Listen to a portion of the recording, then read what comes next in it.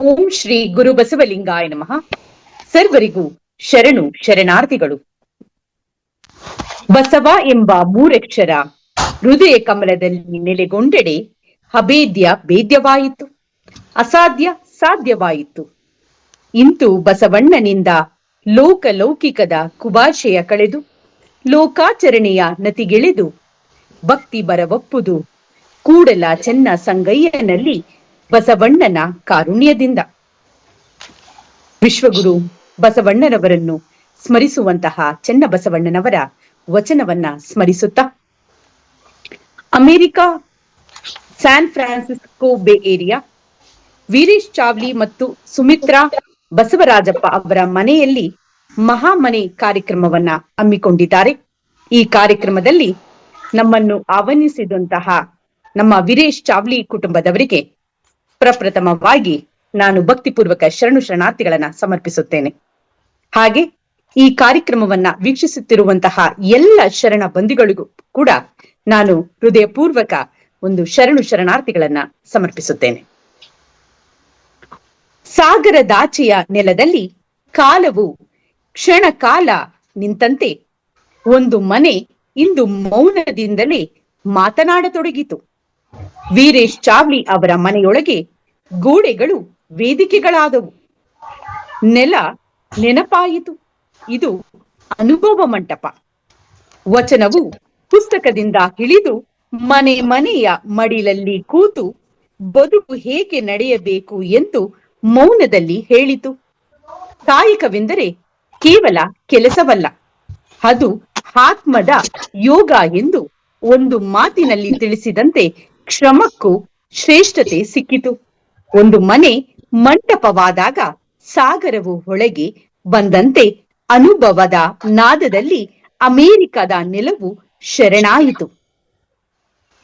ಈ ಕವಿತೆಯನ್ನ ವೀರೇಶ್ ಚಾವ್ಲಿ ಕುಟುಂಬದವರಿಗೆ ನಾನು ಸಮರ್ಪಿಸುತ್ತಾ, ಬಹಳ ಸಂತೋಷವಾಗ್ತಿದೆ.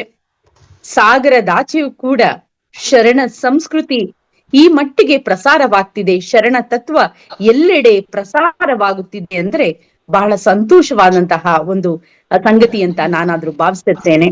ಶರಣ ತತ್ವ ಬರೀ ಕರ್ನಾಟಕಕ್ಕೆ ಮಾತ್ರವಲ್ಲ ಅಥವಾ ಭಾರತಕ್ಕೆ ಮಾತ್ರವಲ್ಲ, ಇದು ಎಲ್ಲರಿಗೂ ಸೀಮಿತವಾದದ್ದು ಅಂತ ಈಗಾಗಲೇ ಅದು ನಮಗೆ ಆ ಬಸವಣ್ಣನವರ ಸ್ಟ್ಯಾಚ್ಯೂವನ್ನ ಯಾವಾಗ ಲಂಡನ್ ನಲ್ಲಿ ಸ್ಥಾಪನೆ ಮಾಡಿದ್ರು ಆಗ್ಲೇ ನಮಗೆ ಎಲ್ಲರಿಗೂ ಗೊತ್ತಾಗಿದೆ ಈ ಒಂದು ಸಂಗತಿ.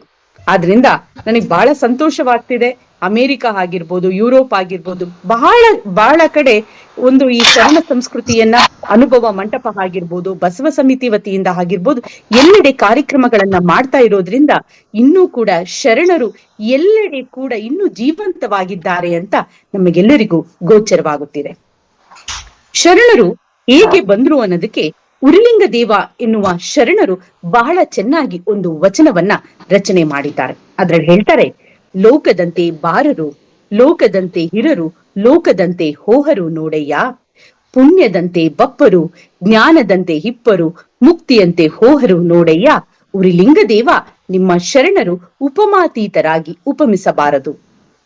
ಪ್ರತಿದಿನ ಲಕ್ಷಾಂತರ ಜನ ಜನಿಸ್ತಾರೆ, ಲಕ್ಷಾಂತರ ಜನ ಸಾವನ್ನ ಹಪ್ಪುತ್ತಾರೆ. ಆದ್ರೆ ಎಲ್ಲರೂ ಬಂದು ಹೋದ ಹಾಗೆ ನಮ್ಮ ಶರಣೆಯರು ಬರಲಿಲ್ಲ. ಅವರು ಬಂದಂತಹ ಕ್ಷಣವನ್ನ ಯಾವ ರೀತಿ ಅವರು ಎಷ್ಟು ಚೆನ್ನಾಗಿ ವಚನದಲ್ಲಿ ಕಟ್ಟಿಕೊಟ್ಟಿದ್ದಾರೆ ಅಂದ್ರೆ ಪುಣ್ಯದಂತೆ ಬಂದ್ರು ಅಂತ ಹೇಳ್ತಾರೆ. ಅವರು ಆ ಒಂದು ಜನ್ಮ ತಾಳಿರೋದೇ ನಮ್ಮ ಪುಣ್ಯ ಅನ್ನುವ ನಮಗೆ ಒಂದು ಅರ್ಥ ನಮಗೆ ಗೊತ್ತಾಗತ್ತೆ. ಇನ್ನು ಇದ್ದಂತಹ ಸಮಯದಲ್ಲಿ ಅವರಿಗಿದ್ದಂತಹ ಜ್ಞಾನವನ್ನ ಅವರು ಮಾತ್ರ ಇಟ್ಟುಕೊಳ್ಳದೆ ನಮಗೆಲ್ಲರಿಗೂ ಪಸರಿಸುವ ಒಂದು ನಿಟ್ಟಿನಲ್ಲಿ ಈ ವಚನ ರಚನೆ ಆಯಿತು. ಈ ವಚನ ರಚನೆ ಆಗ್ಲಿಲ್ಲ ಅಂದಿದ್ರೆ ನಮಗೆ ಶರಣ ಸಾಹಿತ್ಯದ ಬಗ್ಗೆ ಆಗಲಿ, ವಚನ ಸಾಹಿತ್ಯದ ಬಗ್ಗೆ ಆಗಲಿ ನಮಗೆ ನಿಜವಾಗ್ಲೂ ತಿಳಿದು ಬರ್ತಿರ್ಲಿಲ್ಲ. ಆದ್ರಿಂದಾಗಿ ಆ ವಚನ ರಚನೆ ಆದ ಕಾರಣವೇ ಇವತ್ತು ವಚನ ಸಾಹಿತ್ಯ ನಮ್ಮ ಕನ್ನಡ ಸಾಹಿತ್ಯವನ್ನ ಶ್ರೀಮಂತಗೊಳಿಸಿದೆ ಅಂತ ನಾವು ಕೂಡ ಹೇಳಬಹುದು. ಆ ವಚನಗಳು ಈ ದಿನ ಬಹಳ ಎಷ್ಟು ಚೆನ್ನಾಗಿ ನಮಗೆ ಆ ಜೀವನಕ್ಕೆ ಒಂದು ಪೂರಕವಾಗಿದೆ ಅಂದ್ರೆ ಆ ವಚನಗಳನ್ನ ಓದುತ್ತಾ ಇದ್ರೆ, ಅದನ್ನ ಅಧ್ಯಯನ ಮಾಡ್ತಾ ಇದ್ರೆ ಜೀವನದಲ್ಲಿ ಏನು ಒಂದು ಆತ್ಮವಿಶ್ವಾಸ ಹೆಚ್ಚು ಆಗ್ತಾ ಹೋಗುತ್ತೆ. ಅದಕ್ಕೆ ಅವರು ಜ್ಞಾನವನ್ನ ಕಟ್ಟಿಕೊಟ್ಟಿದ್ದು ಇನ್ನೂ ಕೂಡ 21ನೇ ಶತಮಾನದಲ್ಲೂ ಕೂಡ ಜೀವಂತವಾಗಿದೆ ಅಂದ್ರೆ ಅದು ನಮಗೆಲ್ಲರಿಗೂ, ನಮಗೆ ದೇವರು ಪರಮಾತ್ಮ ನಮಗೆ ಕೊಟ್ಟಿರುವಂತಹ ಒಂದು ದೊಡ್ಡ ಕೊಡುಗೆ ಅಂತಾನೆ ನಾವಾದ್ರೂ ತಿಳಿದುಕೊಳ್ಬಹುದು. ಇನ್ನು ಮುಕ್ತಿಯಂತೆ ಹೋದ್ರು ಅಂತ ಹೇಳ್ಬೋದು. ಹೌದು, ನಿಜವಾಗ್ಲೂ ಅವರು ಮುಕ್ತಿಯನ್ನ ತೆಗೆದುಕೊಂಡು ಹೋಗಿರೋದಕ್ಕೆ ಇವತ್ತು 21ನೇ ಶತಮಾನದಲ್ಲೂ ಕೂಡ ಆ ಶರಣೆಯರನ್ನ ನಾವು ಎಲ್ಲರೂ ಕೂಡ ಸ್ಮರಿಸ್ತಾ ಇರೋದು. ಅಂತಹ ಮುಕ್ತಿ ಪುರುಷರು, ಮುಕ್ತಿ ಸ್ತ್ರೀಯರು ಅಂತಾನೆ ನಾವು ನಮ್ಮ ಶರಣೆಯರನ್ನ ನಾವು ಹೇಳ್ಬೋದು. ಇಂತಹ ಶರಣರ ಒಂದು ವಚನಗಳ ಒಂದು ಗಾಯನ ಆಗಿರ್ಬೋದು, ಚಿಂತನೆ ಆಗಿರ್ಬೋದು, ಇವನ್ನೆಲ್ಲ ಮಾಡ್ತಾ ಇದ್ದಾಗ ನಮಗೆ ಒಂದು ಮನಸ್ಸಿನಲ್ಲಿ ಏನೋ ಒಂಥರ ನೆಮ್ಮದಿ, ಶಾಂತಿ, ಒಂದು ಒಳ್ಳೆಯ ವಾತಾವರಣವನ್ನ ಸೃಷ್ಟಿಸೋದಕ್ಕೆ ನಮಗೆಲ್ಲರಿಗೂ ಕೂಡ ಬಹಳ ಒಂದು ಸಪೋರ್ಟ್ ಆಗತ್ತೆ ಅಂತ ನಾನು ಈ ಸಂದರ್ಭದಲ್ಲಿ ಹೇಳ್ತೇನೆ. ಇನ್ನು ನಮ್ಮ ಶರಣರು ಹೇಳ್ತಾರೆ, ದೇವಲೋಕವೆಂಬುದು ಕರ್ತಾರನ ಕಮ್ಮಟವಯ್ಯ, ಇಲ್ಲಿ ಸಲ್ಲುವರು ಅಲ್ಲಿಯೂ ಸಲ್ಲುವರಯ್ಯ ಅಂತ ಹೇಳ್ತಾರೆ. ಇಲ್ಲಿ ಸಲ್ಲದವರು ಅಲ್ಲಿಯೂ ಸಲ್ಲರು ಅಂತ ಹೇಳ್ತಾರೆ ಕೂಡಲ ಸಂಗಮ ದೇವ ಅಂತ. ಬಸವಣ್ಣನವರು ಯಾಕೆ ಈ ವಚನವನ್ನ ಹೇಳ್ತಾರೆ ಅಂತಂದ್ರೆ, ನಾವು ಭೂಮಿ ಮೇಲೆ ಹುಟ್ಟದ ಒಂದು ಒಳ್ಳೆಯ ಕೆಲಸವನ್ನ ಮಾಡಿ, ಒಂದು ಸತ್ಸಂಗವನ್ನ ನಾವು ಮಾಡಿಕೊಂಡು ಒಳ್ಳೆಯ ರೀತಿಯಲ್ಲಿ ನಾವು ಬದುಕಿದಾಗ ಏನಾಗುತ್ತೆ, ನಮ್ಮ ಜನ್ಮ ಪಾವನವಾಗುತ್ತೆ. ಇಲ್ಲ, ಇಲ್ಲಿ ನಾನು ಯಾರ ಜೊತೆ ಚೆನ್ನಾಗಿಲ್ಲ ಅಂದ್ರೂ ಪರವಾಗಿಲ್ಲ, ನಾನು ಮುಂದೆ ಎಲ್ಲೋ ಚೆನ್ನಾಗಿರ್ತೀನಿ ಅನ್ನೋದು ಅದೊಂದು ಭ್ರಮೆ ಅಂತ ನಾನಾದ್ರೂ ಭಾವಿಸಿದ್ದೇನೆ. ಅದಕ್ಕೆ ನಾವು ಇಲ್ಲಿದ್ದಾಗ್ಲೇ 4 ಜನರ ಪ್ರೀತಿಯನ್ನ ಸಂಪಾದನೆ ಮಾಡ್ಬೇಕು, ಒಳ್ಳೆಯ ಕೆಲಸಗಳನ್ನ ಮಾಡ್ಬೇಕು, ಸಕಾರಾತ್ಮಕ ಚಿಂತನೆಯನ್ನ ಮಾಡ್ತಾ ನಾವು ಎಲ್ಲರನ್ನು ಪ್ರೀತಿಸುವಂತಹ ಗುಣವನ್ನ ಹೊಂದಬೇಕು, ನಮ್ಮ ಕೈಲಾದಂತಹ ಒಂದು ಸಹಾಯವನ್ನ ಮಾಡಬೇಕು. ಈ ಒಂದು ನಿಟ್ಟಿನಲ್ಲಿ ಮೌಲ್ಯಾಧಾರಿತ ಜೀವನವನ್ನ ನಾವು ನಡೆಸಿಕೊಂಡು ಹೋದಾಗ ನಮ್ಮ ಜೀವನ ಕೂಡ ಸಾರ್ಥಕವಾಗುತ್ತೆ. ಬಹಳ ಸಂತೋಷವಾಯ್ತು ನನಗೆ. ಆ ಸಾಗರದಾಚೆ ಕೂಡ ವಚನ ಸಾಹಿತ್ಯವನ್ನೇ ಆಗಿರ್ಲಿ, ಸಂಗೀತವನ್ನೇ ಆಗಿರ್ಲಿ, ಎಷ್ಟು ಚೆನ್ನಾಗಿ ವಚನ ಗಾಯನವನ್ನ ಮಾಡಿದಾಗ ನನಗೆ ನಿಜವಾಗ್ಲು ಆ ಇಬ್ರು ಹೆಣ್ಮಕ್ಳು ತುಂಬಾ ಚೆನ್ನಾಗಿ ವಚನ ಗಾಯನವನ್ನ ಮಾಡಿದ್ರು. ಬಹಳ ಸಂತೋಷವಾಯ್ತು. ಇಟ್ಸ್ ಎ ಗ್ರೇಟ್ ಅಂತಾನೆ ನಾನು ಹೇಳ್ಬೋದು. ಯಾಕಂದ್ರೆ ಭಾರತದಲ್ಲಿ ಸಂಗೀತ ಇವೆಲ್ಲ ಸಾಮಾನ್ಯವಾಗಿ ಎಲ್ಲರೂ ಕಲಿತಿರ್ತಾರೆ, ಆದ್ರೆ ಸಾಗರದಾಚೆ ಕೂಡ ಸಂಗೀತದಲ್ಲಿ ವಚನಗಳನ್ನು ಕೂಡ ಎಷ್ಟು ಚೆನ್ನಾಗಿ ಸುಶ್ರಾವ್ಯವಾಗಿ ಆಡಿದ್ರು. ಅದ್ರಲ್ಲೂ ಹಿಂದೂಸ್ತಾನಿ ಸಂಗೀತವನ್ನ ಕಲಿತಿದ್ದಾರೆ ಅವರು ಅಂತ ನಾನಾದ್ರೂ ಅನ್ಕೊಂಡಿರ್ತೇನೆ. ಬಹಳ ಚೆನ್ನಾಗಿ ಅದ್ಭುತವಾಗಿ ಆಡಿದ್ರು. ನಾನು ಧನ್ಯವಾದಗಳನ್ನ ನಾನು ಇಬ್ರಿಗೆ ಅರ್ಪಿಸ್ತೇನೆ. ಬಹಳ ಚೆನ್ನಾಗಿ ಅದ್ಭುತವಾಗಿ ಹಾಡಿದ್ರಿ. ನೀವು ತಿಳಿದುಕೊಂಡಿರುವಂತಹ ಜ್ಞಾನವನ್ನ, ಸಂಗೀತವನ್ನ ಬೇರೆಯವರಿಗೂ ಕೂಡ ಹೇಳಿಕೊಟ್ರೆ ಬಹಳ ಸಂತೋಷವಾಗತ್ತೆ. ಯಾಕಂದ್ರೆ ಜ್ಞಾನನ ಯಾವತ್ತೂ ಮುಚ್ಚಿಟ್ಕೊಳ್ಬಾರ್ದು. ಜ್ಞಾನವನ್ನ ಏನ್ ಮಾಡ್ಬೇಕು, 4 ಜನಕ್ಕೆ ಹಂಚಬೇಕು. ಆ ಒಂದು ನಿಟ್ಟಿನಲ್ಲೇ ಇವತ್ತು ಸಾವಿರಾರು ವಚನಗಳು ರಚನೆ ಆಗಿರೋದು. ಆ ಸಾವಿರಾರು ವಚನಗಳು ರಚನೆ ಆಗ್ಲಿಲ್ಲ ಅಂದ್ರೆ ಇಷ್ಟು ಜ್ಞಾನವಂತರು ನಾವು ಕೂಡ ಆಗೋದಕ್ಕೆ ಸಾಧ್ಯವಾಗ್ತಿರ್ಲಿಲ್ಲ. ಆದ್ರೂ ಕೂಡ ಯಾವಾಗ್ಲೂ ಹೇಳ್ತಾರೆ ಬಸವಣ್ಣನವರು, ಎನಗಿಂತ ಕಿರಿಯರಿಲ್ಲ, ಶಿವ ಭಕ್ತರಿಗಿಂತ ಹಿರಿಯರಿಲ್ಲ ಅಂತ. ಅವ್ರು ಎಷ್ಟು ಜ್ಞಾನಿಗಳು ಬಸವಣ್ಣನವರು. ಆದ್ರೆ ಎಂದಾದ್ರೂ ಅವರು ನನ್ನಲ್ಲಿ ನಾನು ಗ್ರೇಟ್, ನಾನು ದೊಡ್ಡವನು, ನಾನು ಹಿರಿಯ ಅಂತ ಹೇಳ್ಕೊಳ್ಳೇ ಇಲ್ಲ. ಎಲ್ಲರಲ್ಲೂ ಒಬ್ಬರನ್ನಾಗಿ ಅವರು ಗುರುತಿಸ್ಕೊಂಡವರು ನಮ್ಮ ಬಸವಣ್ಣನವರು. ಆ ಭಾವ ಅವರಲ್ಲಿ ಇದೆಯಲ್ಲ, ಆ ಒಂದು ವಚನವನ್ನ ನಾವು ತಿಳಿದುಕೊಂಡ್ಬಿಟ್ರೆ ಸಾಕು, ನಮ್ಮ ಒಳಗಡೆ ಇರುವಂತಹ ಅಹಂಕಾರ ತೊಲಗಿ ಬಿಡುತ್ತೆ. ಅದಕ್ಕೆ ಹೇಳ್ತಾರೆ, ಯಾವಾಗ್ಲೂ ನಾವು ಯಾವತ್ತು ಯಾವುದೇ ಪೊಸಿಷನ್ ಅಲ್ಲಿ ಇದ್ರು, ಯಾವುದೇ ಒಂದು ಹುದ್ದೆಯಲ್ಲಿದ್ರು, ಏನೇ ಸಾಧನೆ ಮಾಡಿದ್ರು ಕೂಡ ನಾವು ಯಾವಾಗ್ಲೂ ಕಿರಿಯರು ಅಂತ ತಿಳ್ಕೊಳ್ಬೇಕು. ಅಂದ್ರೆ ನಾವೇನಾದ್ರೂ ಒಳ್ಳೆ ಕೆಲಸವನ್ನ ಮಾಡಿ ನಾವು 4 ಜನರು ಇವರು ಒಳ್ಳೆ ಕೆಲಸವನ್ನ ಮಾಡಿದ್ದಾರೆ, ಇನ್ನಷ್ಟು ದಿವಸ ಬದುಕಬೇಕು ಅಂತ ಹೇಳುವ ನಿಟ್ಟಿನಲ್ಲಿ ನಮ್ಮ ಜೀವನ ಆಗಿರ್ಬೇಕು. ಆಗ ಮಾತ್ರ ನಮ್ಮ ಜೀವನ ಸಾಕ್ಷಾತ್ಕಾರವಾಗುತ್ತೆ.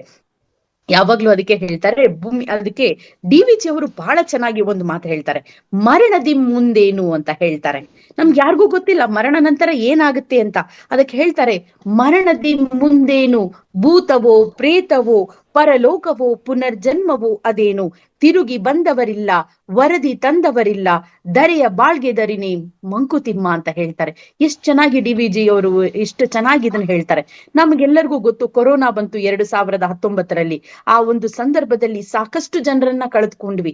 ಯಾರಾದ್ರೂ ತಿರುಗಿ ಬಂದು ನಾನು ಸ್ವರ್ಗಕ್ಕೆ ಹೋಗಿದ್ದೇನೆ ಅಥವಾ ನರಕಕ್ಕೆ ಹೋಗಿದ್ದೇನೆ ಅಂತ ಯಾರಾದ್ರೂ ಬಂದು ನಮ್ಗೆ ಹೇಳಿದಾರ? ಯಾರು ಬಂದು ಹೇಳಿಲ್ಲ. ಅದಕ್ಕೆ ಹೇಳ್ತಾರೆ, ಹೋದವ್ರು ಯಾರು ನಮ್ಗೆ ಯಾವುದೇ ರೀತಿಯ ವರದಿಯನ್ನ ತೆಗೆದುಕೊಂಡು ಬರೋದಿಲ್ಲ, ನಾವು ಸ್ವರ್ಗದಲ್ಲಿದ್ದೀವೋ ನರಕದಲ್ಲಿದ್ದೀವೋ ಅಂತ.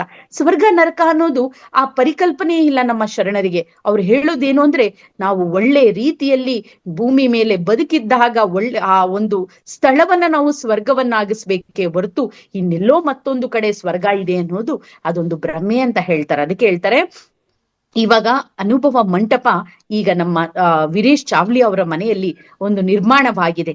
ಅದೇ ಸ್ವರ್ಗ. ನೀವೆಲ್ಲರೂ ಕೂತಿದ್ದೀರಿ ಅಂತಂದ್ರೆ ಆ ಸ್ವರ್ಗ ಲೋಕದಲ್ಲೇ ನೀವೆಲ್ಲರೂ ಕೂತಿದ್ದೀರಿ ಅಂತ, ದೇವ ಲೋಕದಲ್ಲಿ ನೀವೆಲ್ಲರೂ ಕೂತ್ಕೊಂಡು ಇಷ್ಟು ಒಳ್ಳೆಯ ಯೋಚನೆಗಳನ್ನ ಮಾಡ್ತಿದ್ದೀರಿ, ಚಿಂತನೆಗಳನ್ನ ಮಾಡ್ತಾ ಇದ್ದೀರಿ ಅಂತಂದ್ರೆ ಆ ಒಂದು ಸ್ಥಳವೇ ಸ್ವರ್ಗವಾಗುತ್ತೆ. ನಾವೇನಾದ್ರೂ ಎಲ್ಲರ ಹತ್ರನು ಏನಾದ್ರೂ ಜಗಳ ಮಾಡಿಕೊಂಡು ಅವ್ರ ಜೊತೆ ಮನಸ್ತಾಪವನ್ನ ಮಾಡಿಕೊಂಡು ಬೇರೆಯವರಿಗೆ ನಾವು ಕೆಟ್ಟದನ್ನ ಬಯಸ್ಕೊಂಡು ಮಾಡ್ಕೊಂಡು ಹೋದ್ರೆ ಅದೇ ಒಂದು ಸ್ಥಳ ನರಕವಾಗುತ್ತೆ. ಅದಕ್ಕೆ ಹೇಳ್ತಾರೆ, ನಾವು ಯಾವ ರೀತಿ ನಮ್ಮ ಭಾವ ಇರುತ್ತೋ, ಯಾವ ರೀತಿ ನಮ್ಮ ವರ್ತನೆ ಇರುತ್ತೋ, ಯಾವ ರೀತಿ ನಾವು ಇನ್ನೊಬ್ಬರ ಜೊತೆ ಸಂವಹನ ಮಾಡ್ತೀವೋ ಆ ಒಂದು ಸ್ಥಳ ಸ್ವರ್ಗ ಆದ್ರೂ ಹಾಕ್ಬೋದು, ನರಕ ಆದ್ರೂ ಹಾಕ್ಬೋದು. ಅದು ನಮ್ಮ ಗುಣದ ಮೇಲೆ ಅದು ಒಂದು ಡಿಪೆಂಡ್ ಆಗುತ್ತೆ ಅಂತ ಹೇಳ್ತಾರೆ. ಈ ಒಂದು ಕಾರಣದಿಂದಲೇ ನಾವು ಏನ್ ಮಾಡಿದ್ವಿ, ಶರಣು ವಿಶ್ವವಚನ ಫೌಂಡೇಶನ್ ಅನ್ನುವ ಸಂಸ್ಥೆಯನ್ನ 2016ರಲ್ಲಿ ಸ್ಥಾಪನೆ ಮಾಡಿ ಈಗಾಗಲೇ 11 ವರ್ಷ ಪೂರೈಸಿ 11 ವರ್ಷದ ಒಂದು ದಿನಚರಿ ಸಂಚಿಕೆ ಕೃತಿಗಳನ್ನ ನಾವು ತೆಗೆದುಕೊಂಡು ಬಂದಿದ್ವಿ. ನಮ್ಮ ಶರಣು ವಿಶ್ವವಚನ ಫೌಂಡೇಶನ್ ಇಂದ 50ಕ್ಕೂ ಹೆಚ್ಚು ಕೃತಿಗಳನ್ನ ನಾವು ಒಂದು ಸಂಪಾದನೆ ಮಾಡಿ ನಾವು ಸಮಾಜಕ್ಕೆ ಕೊಟ್ಟಿದ್ವಿ ಅಂತಂದ್ರೆ ಇದಕ್ಕೆಲ್ಲದಕ್ಕೂ ಕಾರಣ ಏನಂದ್ರೆ ಆ ವಚನ ಸಾಹಿತ್ಯದ ಒಂದು ಪ್ರೇರಣೆ. ವಚನ ಸಾಹಿತ್ಯ ನಮ್ಮ ದೇಶಕ್ಕೆ ಮಾತ್ರವಲ್ಲ ಬೇರೆ ಕಡೆಗೂ ಕೂಡ ಪಸರಿಸಬೇಕು ಅನ್ನುವ ಒಂದು ನಿಟ್ಟಿನಲ್ಲಿ, ವಚನ ಪ್ರಪಂಚ ಮಾಡಬೇಕು ಅನ್ನುವ ನಿಟ್ಟಿನಲ್ಲಿ ನಾವು ಈ ಒಂದು ಕಾರ್ಯಕ್ರಮಗಳನ್ನ ನಮ್ಮ ಶರಣು ವಿಶ್ವವಚನ ಫೌಂಡೇಶನ್ ಇಂದ ನಾವು ಆಯೋಜನೆ ಮಾಡಿದ್ವಿ. ಅದರಲ್ಲಿ ಮುಖ್ಯವಾಗಿ ಶಾಲೆಗಳೆಡೆಗೆ, ಯಾಕಂದ್ರೆ ಮಕ್ಕಳಿಗೆ ನಾವು ನಮ್ಗೆ ಎಲ್ಲರಿಗೂ ಗೊತ್ತು, ಗಿಡದಲ್ಲಿ ಫಸ್ಟ್ ಒಂದು ಗಿಡ ಹಾಕ್ಬೇಕಾದ್ರೆ ಒಂದು ಬೀಜ ನೆಡ್ತೀವಿ, ಆ ಬೀಜ ಮೊಳಕೆ ಹಾಕ್ಬೇಕು, ಅದು ಚಿಗುರಬೇಕು, ಗಿಡ ಹಾಕ್ಬೇಕು ಅಲ್ವಾ. ಆ ಗಿಡವನ್ನ ನಾವು ಹೇಗೆ ಚೆನ್ನಾಗಿ ಪೋಷಣೆ ಮಾಡ್ಕೊಂಡು ಹೋಗ್ತಿರ್ತೀವೋ ಅದೇ ರೀತಿ ಫಲವನ್ನ ಬಿಡುತ್ತೆ.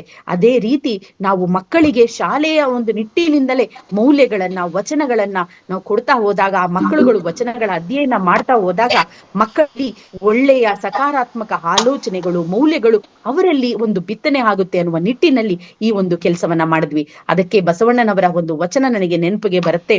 ನೆರೆ ಕೆನ್ನಗೆ ತೆರೆಗಲ್ಲಕ್ಕೆ ಶರೀರ ಗೂಡು ಹೋಗದ ಮುನ್ನ, ಹಲ್ಲು ಹೋಗಿ ಬೆನ್ನು ಬಾಗಿ ಅನ್ಯರಿಗೆ ಅಂಗಾಗದ ಮುನ್ನ, ಕಾಲ ಮೇಲೆ ಕೈಯ ನೂರಿ ಕೋಲ ಹಿಡಿಯದ ಮುನ್ನ, ಮುಪ್ಪಿಂದೊಪ್ಪ ಬಳಿಯದ ಮುನ್ನ, ಮೃತ್ಯು ಮುಟ್ಟದ ಮುನ್ನ, ಪೂಜಿಸು ನಮ್ಮ ಕೂಡಲ ಸಂಗಮ ದೇವನ ಅಂತ. ನಾವು ವೃದ್ಧಾಪ್ಯ ಸಂದರ್ಭದಲ್ಲಿ ನಾವು ಭಗವಂತನನ್ನ ಇಷ್ಟು ದಿವಸ ನಾನು ನಿನ್ನನ್ನು ಸ್ಮರಿಸ್ಲಿಲ್ಲ ತಂದೆ, ಇವತ್ತು ನಾನು ನಿನ್ನ ಸ್ಮರಿಸ್ತೀನಿ, ನನಗೆ ಒಳ್ಳೇದ್ ಮಾಡು ಅಂತ ಕೇಳೋದಲ್ಲ. ನಾವು ಚಿಕ್ಕ ವಯಸ್ಸಿನಿಂದಲೇ ನಾವು ಒಳ್ಳೆಯ ಮೂಲ್ಯಾಧಾರಿತ ಒಂದು ಜೀವನವನ್ನ ನಡೆಸ್ಕೊಂಡು ಪರಮಾತ್ಮನ ಸ್ಮರಣೆಯನ್ನ ಮಾಡಿಕೊಂಡು ಒಳ್ಳೆ ರೀತಿಯಲ್ಲಿ ಬದುಕಿದಾಗ ನಾವು ಸಮಾಜಕ್ಕೂ ಕೂಡ ಒಳ್ಳೆಯ ಕೊಡುಗೆಯನ್ನ ಕೊಟ್ಟಾಗುತ್ತೆ, ನಮ್ಮ ದೇಶಕ್ಕೂ ಕೀರ್ತಿಯನ್ನ ತೆಗೆದುಕೊಂಡು ಬಂದಂಗಾಗುತ್ತೆ. ಆ ಒಂದು ನಿಟ್ಟಿನಲ್ಲೇ ನಾವು ಶಾಲೆಯಿಂದ ಪ್ರಾರಂಭ ಮಾಡಿರೋದು ವಿಶ್ವವಿದ್ಯಾನಿಲಯದವರೆಗೂ ಕೂಡ ಈ ಒಂದು ವಚನಗಳ ನಡಿಗೆಯನ್ನ ನಾವು ಒಂದು ಕಾರ್ಯಕ್ರಮವನ್ನ ತೆಗೆದುಕೊಂಡು ಹೋಗಿದ್ದೇವೆ. ಇನ್ನು ವಚನ ಗ್ರಾಮ ಅನ್ನೋದು ನಮ್ಮ ಫೌಂಡೇಶನ್ನ ಮತ್ತೊಂದು ಒಂದು ವಿಶೇಷವಾದ ಕಾರ್ಯಕ್ರಮ. ಆ ವಚನ ಗ್ರಾಮಕ್ಕೆ ಹೋದಾಗ ಬಹಳ ಸಂತೋಷವಾಗುತ್ತೆ. ಪ್ರತಿಯೊಬ್ಬರ ಮನೆಯವರು ಎಷ್ಟು ಪ್ರೀತಿಯಿಂದ ನಮ್ಮನ್ನ ಭೇಟಿ ಮಾಡ್ತಾರೆ ಅಂತಂದ್ರೆ ಬಹಳ ಸಂತೋಷ ಆಗುತ್ತೆ. ಅವರ ದರ್ಶನ ಭಾಗ್ಯ ಸಿಗೋದು ಕೂಡ ನಮ್ಮ ಪುಣ್ಯ ಅಂತ ನಮಗೆ ಅನಿಸುತ್ತೆ. ಎಲ್ಲರಿಗೂ ಕೂಡ ವಚನ ಪುಸ್ತಕಗಳನ್ನ ಕೊಟ್ಟು ವಚನದಲ್ಲಿರುವಂತಹ ಆ ಒಂದು ಅರ್ಥವನ್ನ, ಮೌಲ್ಯವನ್ನ ಅವರಿಗೆ ತಿಳಿಸ್ಬಿಟ್ಟು ನಾವಲ್ಲೊಂದು ಕಾರ್ಯಕ್ರಮವನ್ನ ಮಾಡಿ ಬರ್ತೀವಿ. ಆಗ ನನಗೆ ನೆನಪಾಗೋದು ಎಷ್ಟು ಚೆನ್ನಾಗಿ ಇವರು ಕಾಯಕ ದಾಸೋಹ ತತ್ವವನ್ನ ಅವರು ಜೀವನದಲ್ಲಿ ಅಳವಡಿಸಿಕೊಂಡಿದ್ದಾರೆ ಅಂತ. ಅದಕ್ಕೆ ನಮ್ಮ ಅಲ್ಲಮ್ಮ ಪ್ರಭುದೇವರು ಒಂದು ವಚನವನ್ನ ಹೇಳ್ತಾರೆ. ನಾ ದೇವನಲ್ಲದೆ ನೀ ದೇವನೇ, ನೀ ದೇವನಾದಡೆ ಎನ್ನನೇಕೆ ಸಲವೇ, ಹಾರೈದು ಒಂದು ಕುಡಿತೆ ಉದಕವ ನೆರವೇ, ಹಸಿದಾಗ ಒಂದು ತುತ್ತು ಹೋಗರವನಿಕ್ಕುವೆ, ನಾ ದೇವ ಕಾಣ ಗುಹೇಶ್ವರ ಅಂತ ಹೇಳ್ತಾರೆ. ದೇವರಿಗೆ ಸವಾಲನ್ನ ಒಡ್ಡುವಂತಹ ಧೈರ್ಯ 12ನೇ ಶತಮಾನದ ಶರಣೆಯರಿಗಿತ್ತು. ನಮಗೆ ಆ ಸವಾಲನ್ನು ಒಡ್ಡುವಂತಹ ಧೈರ್ಯ ಬರಬೇಕಂದ್ರೆ ಆ ಶರಣೆಯರ ದಿಟ್ಟತನ, ಧೈರ್ಯ, ಆತ್ಮವಿಶ್ವಾಸ, ಆ ಒಂದು ಸಂಕಲ್ಪ ಇವೆಲ್ಲವೂ ನಮ್ಮಲ್ಲೂ ಕೂಡ ಇದ್ರೆ ನಾವು ಕೂಡ ದೇವರಿಗೆ ಸವಾಲನ್ನ ಒಡ್ಡಬಹುದು. ಆ ಒಂದು ನಿಟ್ಟಿನಲ್ಲಿ ನಮಗೆ ವಚನ ಸಾಹಿತ್ಯ ಪೂರಕವಾಗುತ್ತೆ. ಅದಕ್ಕೆ ಹೇಳ್ತಾರೆ, ದೇವರು ಯಾರಪ್ಪ, ನೀನಾ ದೇವ್ರು ನಾನಾ ದೇವ್ರು ಅಂತ ಕೇಳ್ತಾರೆ. ಯಾರಾದ್ರೂ ಬಾಯಾರಿಕೆ ಅಂತ ಬಂದಾಗ ನಾನು ಅವರಿಗೆ ಒಂದು ಲೋಟ ನೀರನ್ನ ಕೊಟ್ಟು ಅವರ ಆ ಒಂದು ಬಾಯಾರಿಕೆಯನ್ನ ತಣಿಸ್ತೀನಿ. ಯಾರಿಗಾದ್ರೂ ಹಸಿವು ಅಂತ ಬಂದಾಗ ಅವ್ರಿಗೊಂದು ಊಟವನ್ನ ಹಾಕಿ ಅವರ ಹೊಟ್ಟೆಯನ್ನ ತುಂಬಿಸ್ತೀನಿ. ಹಾಗಾದ್ರೆ ನೀನು ದೇವರ ನಾನು ದೇವರ ಅಂತ ಅಲ್ಲಮ್ಮ ಪ್ರಭು ದೇವರು ಒಂದು ಪರಮಾತ್ಮನಿಗೆ ಸವಾಲನ್ನ ಒಡ್ಡುತ್ತಾರೆ ಅಂದ್ರೆ ಅವರು ಎಂತಹ ದೊಡ್ಡ ಶರಣರು ಅಂತ ನಾವೆಲ್ಲ ತಿಳಿದುಕೊಳ್ಬೇಕಾಗತ್ತೆ. ಇನ್ನು ಮುಂದೆ ನಮ್ಮ ಆಯ್ದಕ್ಕಿ ಮಾರಿಯನವರು ಕಾಯಕದಲ್ಲಿ ಕೈಲಾಸವನ್ನ ಕಂಡವರು. ನಮಗೆಲ್ಲರಿಗೂ ಗೊತ್ತು, ಶರಣ ಸಾಹಿತ್ಯ ನಿಂತಿರುವುದು 2 ತತ್ವದಿಂದ, ಒಂದು ಕಾಯಕ, ಮತ್ತೊಂದು ದಾಸೋಹ.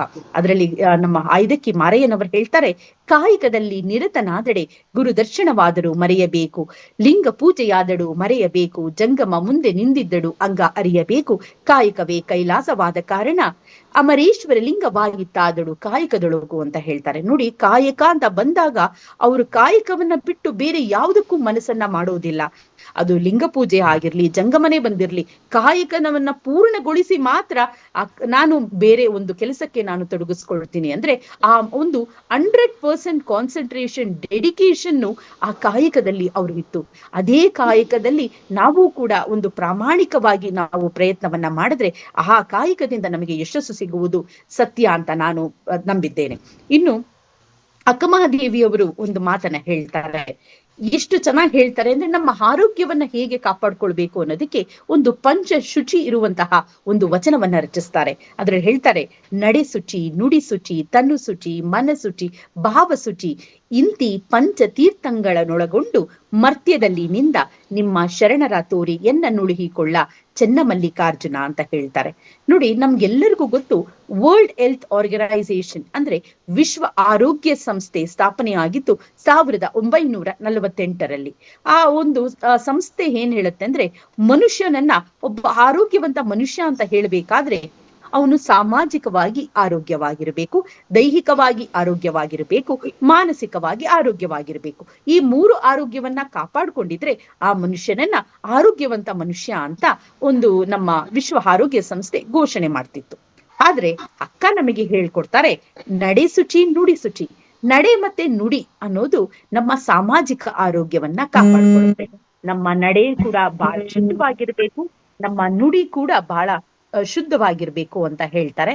ನಮ್ಮ ನಡೆ ನುಡಿ ಶುದ್ಧವಾಗಿದ್ದಾಗ ಸಾಮಾಜಿಕ ಆರೋಗ್ಯವನ್ನ ನಾವು ಕಾಪಾಡ್ಕೊಳ್ತೀವಿ.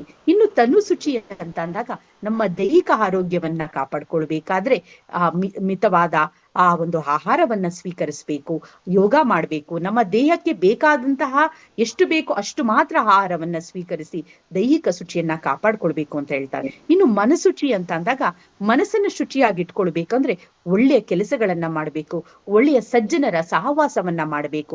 ಆಗ ಮಾತ್ರ ನಾವು ನಮ್ಮ ಮನಸ್ಸನ್ನ ಶುಚಿಯಾಗಿಟ್ಕೊಳ್ಳೋದು, ಮನಸ್ಸಿಗೆ ಒಳ್ಳೆಯ ರೀತಿಯಲ್ಲಿ ನಾವು ಒಳ್ಳೆಯ ಕೆಲಸಗಳನ್ನ ಮಾಡ್ಕೊಂಡು ಹೋದಾಗ ಮಾತ್ರ ನಮ್ಮ ಮನಸ್ಸು ಶುಚಿಯಾಗಿರುತ್ತೆ. ಇನ್ನು ಮುಂದುವರಿದ ಭಾಗ ಅಂದ್ರೆ 4 ಶುಚಿ ಆಯ್ತು, ಸಾಮಾಜಿಕ ಶುಚಿ ಆಯ್ತು, ದೈಹಿಕ ಶುಚಿ ಆಯ್ತು, ಮಾನಸಿಕ ಶುಚಿ ಆಯ್ತು. ಇನ್ನೊಂದು ಶುಚಿಗೆ ಹೋಗ್ತಾರೆ ಅಕ್ಕ ಅವರು, ಅದೇ ಭಾವ ಶುಚಿ ಅಂತ, ಸ್ಪಿರಿಚುವಲ್ ಹೆಲ್ತ್ ಅಂತ ಹೇಳ್ತಾರೆ, ಆಧ್ಯಾತ್ಮಿಕ ಆರೋಗ್ಯ ಅಂತ ಹೇಳ್ತಾರೆ. ನಮ್ಮ ಭಾವಗಳು ಶುದ್ಧವಾಗಬೇಕು. ಭಾವಗಳು ಶುದ್ಧವಾಗುವುದು ಯಾವಾಗ? ಒಳ್ಳೆಯ ಈ ರೀತಿಯ ಅನುಭವ ಮಂಟಪ ಕಾರ್ಯಕ್ರಮವನ್ನ ಇವತ್ತು ವೀರೇಶ್ ಚಾವ್ಲಿ ಅವರು ಏರ್ಪಡಿಸಿದ್ದಾರೆ. ಇಂತಹ ಒಂದು ಕಾರ್ಯಕ್ರಮದಲ್ಲಿ ನೀವೆಲ್ಲರೂ ಶರಣರ ಒಂದೊಂದು ವಚನಗಳನ್ನ ಸ್ಮರಣೆ ಮಾಡಿ ಅದರಲ್ಲಿ ಇರುವಂತಹ ಮೌಲ್ಯವನ್ನ ತಿಳಿದುಕೊಂಡಾಗ ಏನಾಗುತ್ತೆ, ನಮ್ಮ ಭಾವಗಳು ಶುಚಿಯಾಗುತ್ತೆ, ಒಳ್ಳೆಯ ಸಕಾರಾತ್ಮಕ ಆಲೋಚನೆಗಳು ಇನ್ನೂ ಹೆಚ್ಚಾಗ್ತಾ ಹೋಗುತ್ತೆ. ಇಂತಹ ಪಂಚ ಶುಚಿಗಳನ್ನ ಯಾರು ಕಾಪಾಡ್ಕೊಂಡಿದ್ದಾರೆ ಅವರಲ್ಲಿ ನನ್ನನ್ನ ಒಬ್ಬರನ್ನಾಗಿ ಮಾಡುವಂತ ಅಕ್ಕ ಮಹಾದೇವಿ ಅವರು ಕೇಳ್ತಾರೆ ಅಂತಂದ್ರೆ, ಅಕ್ಕ ಮಹಾದೇವಿ ಕೂಡ ಯಾವಾಗ್ಲೂ ತನ್ನನ್ನ ತಾನು ಗ್ರೇಟ್ ಅಂತ ಅನ್ಕೊಳ್ಳೇ ಇಲ್ಲ. ಅಕ್ಕ ಕೂಡ ತನ್ನ ಎಷ್ಟು ಒಳ್ಳೆ ಕೆಲಸಗಳನ್ನ ಮಾಡಿದ್ರು ಕೂಡ ಅಕ್ಕ ಕೂಡ ತುಂಬಾ ಚೆನ್ನಾಗಿ ಈ ಒಂದು ವಚನದಲ್ಲಿ ತಮಗೆ ತಿಳಿಸ್ಕೊಟ್ಟಿದ್ದಾರೆ. ಇನ್ನು ಮುಂದುವರಿದ ಭಾಗವನ್ನ ನಮ್ಮ ಮನೆಯವರಾದಂತಹ ವಚನ ಕುಮಾರಸ್ವಾಮಿ ಅವರು ನಡೆಸ್ಕೊಡ್ತಾರೆ. ಶರಣಾರ್ಥಿ. ಧನ್ಯವಾದಗಳು ರೂಪಾ ಕುಮಾರಸ್ವಾಮಿ ಅವರಿಗೆ. ವಚನ ಕುಮಾರಸ್ವಾಮಿ ಅವರಿಂದ. ಓಂ ಶ್ರೀ ಗುರು ಬಸವಲಿಂಗಾಯ ನಮಃ. ಬಸವನ ಬೆಳಕೆ ಎಲ್ಲಾಡಿ ಬಂದೆ, ಭಾರತವೆಲ್ಲ ಸುತ್ತಾಡಿ ಬಂದೆ. ಬೆವರಿನ ಹನಿಯಲ್ಲಿ ಬೊಮ್ಮವ ತೋರಿಸಿ, ಕಾಯಕದಲ್ಲಿ ಕೈಲಾಸ ತೋರಿಸಿ, ವೃತ್ತಿಯ ಮುಖಕ್ಕೆ ಹೊಸ ಕಳೆ ಬರೆಸಿ, ಕುಸುಬಿನ ಕಿಳ್ಳೆಯ ಕಲಂಕ ಬಿಡಿಸಿ, ದುಡಿಮೆಯ ದೇವರ ದೇಗುಲದಲ್ಲಿ ನರ್ತಿಸಿ ಬಂದೆ, ಕೀರ್ತಿಸಿ ಬಂದೆ. ಬಸವನ ಬೆಳಕೆ ಎಲ್ಲಿಗೆ ಮುಂದೆ, ವಿಶ್ವವೆಲ್ಲವೂ ನನ್ನದೇ ಎಂದೆ. ಕರ್ನಾಟಕದ ಸಾಂಸ್ಕೃತಿಕ ನಾಯಕ ವಿಶ್ವಗುರು ಬಸವಣ್ಣನವರನ್ನ ನಾಡಿನ ಹೆಸರಾಂತ ಕವಿಗಳಾದಂತಹ ಸಿದ್ದಯ್ಯ ಪುರಾಣಿಕರವರು ಸ್ಮರಿಸಿರುವಂತಹ ಈ ಒಂದು ಕವಿತೆಯನ್ನ ಸ್ಮರಿಸಿ, ಈ ದಿನ ಸಾಗರದಾಚೆಯ ನೆಲವಾದ ಅಮೆರಿಕಾದ ಸ್ಯಾನ್ ಫ್ರಾನ್ಸಿಸ್ಕೋ ಬೇ ಏರಿಯಾದ ಶರಣ ಬಂಧುಗಳು ಸೇರಿ 8 ತಿಂಗಳಿನಿಂದ ನಿರಂತರವಾಗಿ ಮಹಾಮನೆ ಎಂಬ ಹೆಸರಿನಲ್ಲಿ ಅನುಭವ ಮಂಟಪದ ದೀಪ ಬೆಳಗುತ್ತಿರುವುದು ಸಂತಸದ ವಿಷಯ. ಶರಣರಾದ ವೀರೇಶ್ ಚಾವ್ಲಿ ಅವರ ಮನೆಯಂಗಳದಲ್ಲಿ ಇಂದು ನಡೆಯುತ್ತಿರುವಂತಹ ಮಹಾಮನೆ ಕಾರ್ಯಕ್ರಮ ನಮ್ಮ ಹೃದಯದ ದ್ವಾರವನ್ನ ತಟ್ಟಿದೆ. ಮನೆ ಮತ್ತು ಮನಗಳಲ್ಲಿ ವಚನದ ಮೌಲ್ಯವನ್ನ ನೆಟ್ಟು ಜೀವನದ ಕಲ್ಯಾಣಕ್ಕೆ ದಾರಿ ತೋರುವ ಸಂಕಲ್ಪದೊಡನೆ ವಚನ ಪ್ರಭಾಷಣಕ್ಕೆ ಆಹ್ವಾನಿಸಿದ ತಮ್ಮ ಭಕ್ತಿ ಭಾವಕ್ಕೆ ನಾನು ಮತ್ತು ನಮ್ಮ ದಂಪತಿಗಳು ಶರಣಾರ್ಥಿಗಳನ್ನ ಆ ಕುಟುಂಬಕ್ಕೆ ಮತ್ತು ಆಲಿಸುತ್ತಿರುವಂತಹ ಎಲ್ಲ ಕುಟುಂಬ ವರ್ಗದವರಿಗೆ ಶರಣಾರ್ಥಿಗಳನ್ನ ಅರ್ಪಿಸುತ್ತೇವೆ. ಈ ಒಂದು ಸಂದರ್ಭದಲ್ಲಿ ನಮ್ಮ ಶರಣರಾದ ವೀರೇಶ್ ಚಾವ್ಲಿ ಕುಟುಂಬ ವರ್ಗ ಮತ್ತೆ ತಮ್ಮೆಲ್ಲರನ್ನು ಸೇರಿಸಿ ಒಂದು ಕವಿತೆಯನ್ನ ರಚನೆ ಮಾಡಬೇಕು ಅನ್ನಿಸ್ತು. ಆ ಕವಿತೆಯನ್ನ ವಾಚನ ಮಾಡ್ತೇನೆ. ಸಾಗರ ದಾಟಿ ಬಂದ ಬದುಕಿನ ಹಾದಿಯಲ್ಲಿ ಮೂಲ ಮರೆಯದ ಮನಸ್ಸುಗಳೊಂದು ನೆಲೆಯೂರಿದೆ. ಸ್ಯಾನ್ ಫ್ರಾನ್ಸಿಸ್ಕೋ ಬೇ ಏರಿಯಾದ ಮಣ್ಣಿನ ಮೇಲೆ ಕನ್ನಡದ ಉಸಿರು ಇನ್ನೂ ಜೀವಂತವಾಗಿ ಉರಿಯುತ್ತಿದೆ. ವೀರೇಶ್ ಚಾವ್ಲಿ ಅವರ ಮನದ ದ್ವಾರ ತೆರೆದು ವಚನವೇ ಅತಿಥಿಯಾಗಿ ಒಳ ನಡೆದ ಕ್ಷಣ ಗೋಡೆಯೊಳಗೆ ಅಲ್ಲ ಹೃದಯದೊಳಗೆ ಅನುಭವ ಮಂಟಪವೇ ನಿಶ್ಶಬ್ದವಾಗಿ ಅರಳಿತು. ಸುಮಿತ್ರ ಬಸವರಾಜಪ್ಪರ ಸಾತ್ವಿಕ ನಡೆಯಲ್ಲಿ ಭಕ್ತಿ ದೀಪವಾಗಿ ಮನೆ ತುಂಬಾ ಬೆಳಗಿತು. ಮಾತಲ್ಲ ಮೌನದಲ್ಲೇ ಧರ್ಮ ಬೋಧಿಸಿದಂತೆ ವಚನದ ಸ್ಪರ್ಶ ಎಲ್ಲರ ಮನ ತಟ್ಟಿತು. ಶರಣ್ಯ ಶ್ರೀಯರ ನಗು ನಿರಾಳ ಪ್ರಶ್ನೆಗಳು ಬಸವಣ್ಣನವರ ತತ್ವಕ್ಕೆ ಹೊಸ ಜೀವ ತುಂಬಿದವು. ಮಕ್ಕಳ ಕಣ್ಣುಗಳಲ್ಲಿ ಕಂಡ ಆ ಬೆಳಕು ನಾಳೆಯ ಕನ್ನಡದ ಭರವಸೆಯಾಯಿತು. ಕಾಯಕವೇ ಕೈಲಾಸ ಎನ್ನುವ ಸತ್ಯ ಇಲ್ಲಿ ವಿದೇಶದ ಶ್ರಮಕ್ಕೂ ಅರ್ಥ ನೀಡಿತು. ಅಸೋಹವೆಂದರೆ ಹಂಚಿಕೊಳ್ಳುವ ಹೃದಯವೆಂದು ಈ ಮನೆ ಬದುಕಿನಿಂದಲೇ ಹೇಳಿತು. ಒಬ್ಬರಾಗಿ ಅಲ್ಲ ಒಟ್ಟಾಗಿ ಸೇರಿ 25 ಕುಟುಂಬಗಳ ಭಕ್ತಿಯ ಹೆಜ್ಜೆಗಳಲ್ಲಿ ವಚನದ ನಾದ ಮನೆ ಮನೆ ದಾಟಿ ಹರಿದು ಮಹಾಮನೆ ಒಂದು ಮಹಾ ಸಂಕಲ್ಪವಾಯಿತು. ಅಂತಹ ಒಂದು ಸಂಕಲ್ಪದ ಕಾರ್ಯಕ್ರಮಗಳು ಇಂತಹ ಮನೆಗಳು ಹೆಚ್ಚಾದಾಗಲೇ ವಿದೇಶದ ಮಣ್ಣಲ್ಲೂ ಶರಣ ಧರ್ಮ ಬಲವಾಗುತ್ತದೆ. ವಚನದ ನಾದ ಪೀಳಿಗೆಯಿಂದ ಪೀಳಿಗೆಗೆ ಹರಿದು ಕನ್ನಡವು ಕಾಲದಾಚೆಯು ಅಮರವಾಗುತ್ತದೆ ಎಂಬುದನ್ನ ಈ ಒಂದು ಕವಿತೆಯನ್ನ ಹೇಳಿ ನಮ್ಮ ಈ ಒಂದು ವಿದೇಶದ ನೆಲದಲ್ಲಿರುವಂತಹ ಎಲ್ಲ ಕನ್ನಡ ಬಂಧುಗಳಿಗೆ ನಾನು ಅರ್ಪಣೆಯನ್ನ ಮಾಡ್ತಾ ಇದ್ದೇನೆ. ಬಂಧುಗಳೇ, ಈ ಒಂದು ವೀರೇಶ್ ಚಾವ್ಲಿ ಅವರ ಕುಟುಂಬ ವರ್ಗದವರು ಆಹ್ವಾನಿಸಿರುವಂತಹ ಈ ಕಾರ್ಯಕ್ರಮದಲ್ಲಿ ಪ್ರಥಮದಲ್ಲಿಯೇ ನಾನು ಸುಶ್ರಾವ್ಯವಾದಂತಹ ವಚನ ಗಾಯನವನ್ನ ಕೇಳಿದೆ. ಶ್ರೀಮತಿ ಉಷಾ ಉನಗುಂಡ ಮತ್ತು ಅವರ ಪುತ್ರಿ ಶಿವಾಂಕರಿ ತುಂಬಾ ಅದ್ಭುತವಾದಂತಹ ಗಾಯನವನ್ನ ಮಾಡಿದ್ರು. ನಮ್ಮನ್ನ ಯಾವುದೋ ಒಂದು ಲೋಕಕ್ಕೆ, ವಚನ ಲೋಕಕ್ಕೆ ಕರೆದುಕೊಂಡು ಹೋಯ್ತು. ಯಾಕಂದ್ರೆ ನಾವ್ ಎಲ್ಲಿ ಸಂತಸದ ಕ್ಷಣವನ್ನ ಕಳಿತೇವೆ ಅದೇ ದೇವಲೋಕ, ಅದೇ ಸ್ವರ್ಗ. ನಮ್ಮ ಮನೆಯವರು ಹೇಳಿದಾಗೆ ಈಗ ನಾವು ವೀರೇಶ್ ಚಾವ್ಲಿ ಅವರ ಮನೆಯಲ್ಲಿಲ್ಲ, ನೀವೆಲ್ಲಿದ್ದೀರಾ? ದೇವಲೋಕದಲ್ಲಿದ್ದೀರಾ, ಸ್ವರ್ಗದಲ್ಲಿದ್ದೀರಾ ಅಂತ. ಅದಕ್ಕೆ ಬಸವಣ್ಣವ್ರು ಹೇಳ್ತಾರೆ, ದೇವಲೋಕ ಮರ್ತ್ಯಲೋಕವೆಂಬುದು ಬೇರಿಲ್ಲ ಕಾಣಿರೋ, ಸತ್ಯವ ನುಡಿಯುವುದೇ ದೇವಲೋಕ, ಮಿಥ್ಯವ ನುಡಿಯುವುದೇ ಮರ್ತ್ಯಲೋಕ, ಆಚಾರವೇ ಸ್ವರ್ಗ, ಅನಾಚಾರವೇ ನರಕ, ಕೂಡಲ ಸಂಗಮ ದೇವ ನೀವೇ ಪ್ರಮಾಣು ಅಂತ ಹೇಳ್ತಾರೆ. ದೇವಲೋಕ ಮರ್ತ್ಯಲೋಕ ಬೇರೆ ಯಾವುದೂ ಅಲ್ಲ ಕಣಪ್ಪ. ಎಲ್ಲಿ ಸತ್ಯ ನುಡಿಯುತ್ತೆ ಅಂದ್ರೆ ನಮ್ಮ ಶಿವಾಂಕರಿಯವರು ಮತ್ತೆ ಉಷಾ ಹುನಗುಂಡವರ ಒಂದು ಮಾತಿನಲ್ಲಿ, ಒಂದು ಬಾಯಿಯಲ್ಲಿ ಒಳ್ಳೆ ಅದ್ಭುತವಾದಂತಹ ಸುಶ್ರಾವ್ಯವಾದಂತಹ ಸತ್ಯವಾದ ವಚನಗಳನ್ನ ಆಲಿಸಿದ್ದೀರಾ. ಆಗ ಸತ್ಯವನ್ನು ನುಡಿಯುವ ದೇವಲೋಕ ಅಂದ್ರೆ ಅವ್ರು ನುಡಿತಾ ಇದ್ದಾರೆ, ಅದನ್ನ ನೀವು ಕೇಳ್ತಾ ಇದ್ದೀರಾ. ನೀವೆಲ್ಲಿದ್ದೀರಾ? ದೇವಲೋಕದಲ್ಲಿದ್ದೀರಾ. ಮಿಥ್ಯವ ನುಡಿಯುವುದೇ ಮರ್ತ್ಯಲೋಕ. ಎಲ್ಲಿ ನೀವು ಕೆಟ್ಟ ವಿಚಾರಗಳು ಇರುವಂತಹ ಸ್ಥಳದಲ್ಲಿ ಇರ್ತೀರಾ ಅದೇ ಮರ್ತ್ಯಲೋಕ. ಆಚಾರವೇ ಸ್ವರ್ಗ, ಅನಾಚಾರವೇ ನರಕ. ಒಳ್ಳೆಯ ಆಚಾರಯುಕ್ತವಾದಂತಹ ಕಾರ್ಯಕ್ರಮ ಎಲ್ಲಿ ನಡೆಯುತ್ತೆ ಅದೇ ಸ್ವರ್ಗ, ಅನಾಚಾರವಾದರೆ ನರಕ ಅಂತ ಹೇಳ್ತಾರೆ. ನೀವು ಸ್ವರ್ಗದಲ್ಲಿದ್ದೀರಾ, ದೇವಲೋಕದಲ್ಲಿದ್ದೀರಾ. ನಮ್ಮ ವೀರೇಶ್ ಚಾವ್ಲಿ ಶರಣರ ಕುಟುಂಬ ಇವತ್ತು ಒಂದು ಮನೆಯಂಗಳವೇ ಸ್ವರ್ಗವಾಗಿದೆ, ಮನೆಯಂಗಳವೇ ಏನಾಗಿದೆ, ವಾರಣಾಸಿ ಆಗಿದೆ ಅಂತ ಅಕ್ಕಮಹಾದೇವರು ಹೇಳ್ತಾರೆ. ಹಂಗೆ ವಾರಣಾಸಿ ಆಗಿದೆ ಅಂತ ನಾನಾದ್ರೂ ಭಾವಿಸ್ತೇನೆ. ಇವತ್ತು ನೀವೆಲ್ಲ ಸೇರಿರೋದು ನೋಡಿದ್ರೆ ನಮ್ಮ ಮತ್ತೊಂದು ಕವಿತೆ ನೆನಪಾಗುತ್ತೆ. ಬಸವನೆ ಮಾಮರ ಶರಣರೇ ಸಿರಿಬಳ್ಳಿ, ವಚನಾಮೃತ ಫಲ ಅನುಭವದಲ್ಲಿ, ಎಲ್ಲಿ ನೋಡಿದರಲ್ಲಿ ಹರಡಿತು ಆ ಬಳ್ಳಿ, ಒಂದಾಗಿ ಬಸವ ಕಲ್ಯಾಣದಲ್ಲಿ ಅಂತ ಹೇಳ್ತಾರೆ. ಆ ಶರಣರು ಬಸವ ಕಲ್ಯಾಣದಲ್ಲಿ ಒಂದಾದ ರೀತಿ ನಮ್ಮ ಶರಣರಾದ ವೀರೇಶ್ ಚಾವ್ಲಿ ಅವರ ಕುಟುಂಬ ವರ್ಗದಲ್ಲಿ ನಮ್ಮ 25 ಕುಟುಂಬಗಳು ಸೇರಿ ಈ ಒಂದು ವಚನಾಮೃತವನ್ನ ಸವಿಯುತ್ತಿರುವಂತಹ ತಮಗೆ ಶರಣಾರ್ಥಿಗಳನ್ನ ಅರ್ಪಿಸ್ತೇವೆ. ಮತ್ತೆ ಈ ದಿನ ತುಂಬಾ ಕಾಯಕ ಇದೆ. ಅಮೆರಿಕದಲ್ಲಿ ಇದೀರಲ್ಲ, ನೀವೆಲ್ಲ ತುಂಬಾ ಬಿಸಿ ಸೆಡ್ಯೂಲ್. ನಾನು ಕೇಳ್ತಾ ಇರ್ತೀನಿ, ಸರ್ ನಾನು ಕಾರಲ್ಲಿ ಹೋಗ್ತಾ ಇರ್ಬೇಕಾದ್ರೆ ಒಂದೊಂದ್ಸಲ ತಿಂಡಿ ತಿನ್ಕೊಂಡು ಹೋಗ್ತೀವಿ, ಅಷ್ಟೊಂದು ಬ್ಯುಸಿ ಆಗಿರ್ತೀವಿ ಅಂತ ನಮ್ಮ ಸ್ನೇಹಿತರು ಹೇಳೋದನ್ನ ನೋಡಿದೀವಿ. ಅಂತಹ ಬ್ಯುಸಿ ಇರುವಂತಹ, ಕಾಯಕದಲ್ಲಿ ನಿರತರಾಗಿರುವಂತಹ ತಾವೆಲ್ಲರೂ ಈ ಒಂದು ಗಂಟೆ 2 ಗಂಟೆಗಳ ಕಾಲ ನಮ್ಮ ವೀರೇಶ್ ಚಾವ್ಲಿ ಅವರ ಕುಟುಂಬದಲ್ಲಿ ಸೇರಿರೋದನ್ನ ನೋಡಿದ್ರೆ ನನ್ಗೆ ಆಶ್ಚರ್ಯ ಆಗುತ್ತೆ. ಅದಕ್ಕೆ ಹೇಳ್ತಾರೆ, ಅಲ್ಲಮ್ಮ ಪ್ರಭುಗಳು ಒಂದು ವಚನ ಹೇಳ್ತಾರೆ, ಹುಲಿಯ ಬೆನ್ನಲ್ಲಿ ಒಂದು ಹುಲ್ಲೆ ಹೋಗಿ ಮೇದು ಬಂದೆನೆಂದಡೆ ಇದ ಕಂಡು ಬೆರಗಾದೆ, ರಕ್ಕಸಿಯ ಮನೆಗೆ ಹೋಗಿ ನಿದ್ರೆಗೈದು ಬಂದೆನೆಂದಡೆ ಇದ ಕಂಡು ಬೆರಗಾದೆ, ಜವನ ಮನೆಗೆ ಹೋಗಿ ಸಾಯದೆ ಬದುಕಿ ಬಂದನೆಂದಡೆ ಇದ ಕಂಡು ಬೆರಗಾದೆ ಗುಗೇಶ್ವರ ಅಂತ ಹೇಳ್ತಾರೆ. ವೀರೇಶ್ ಚಾವ್ಲಿ ಅವರ ಕುಟುಂಬ ವರ್ಗದಲ್ಲಿ, ಮನೆಯ ಅಂಗಳದಲ್ಲಿ ನೀವೆಲ್ಲ ಕುಳಿತು ಇಂತಹ ವಚನಾಮೃತ ಫಲವನ್ನ ಸವಿಯುತ್ತಿರೋದನ್ನ ನೋಡಿದ್ರೆ, ಅಲ್ಲಮ್ಮ ಪ್ರಭುಗಳಿಗೆ ಏನಾದ್ರೂ ಗೊತ್ತಾಗಿದ್ರೆ, ನಾನು ಈ ಒಂದು ವೀರೇಶ್ ಚಾವ್ಲಿ ಅವರ ಮನೆಯಂಗಳದಲ್ಲಿ ಇಂಥ ಕಾರ್ಯಕ್ರಮವನ್ನ ನೋಡಿ ನಾನು ಬೆರಗಾದೆ ಅಂತ ಅಲ್ಲಮ್ಮ ಪ್ರಭುಗಳು ವಚನವನ್ನ ಮುಂದುವರಿಸ್ತಾ ಇದ್ರೇನೋ ಅಂತ ನಾನಾದ್ರೂ ಭಾವಿಸ್ತೇನೆ.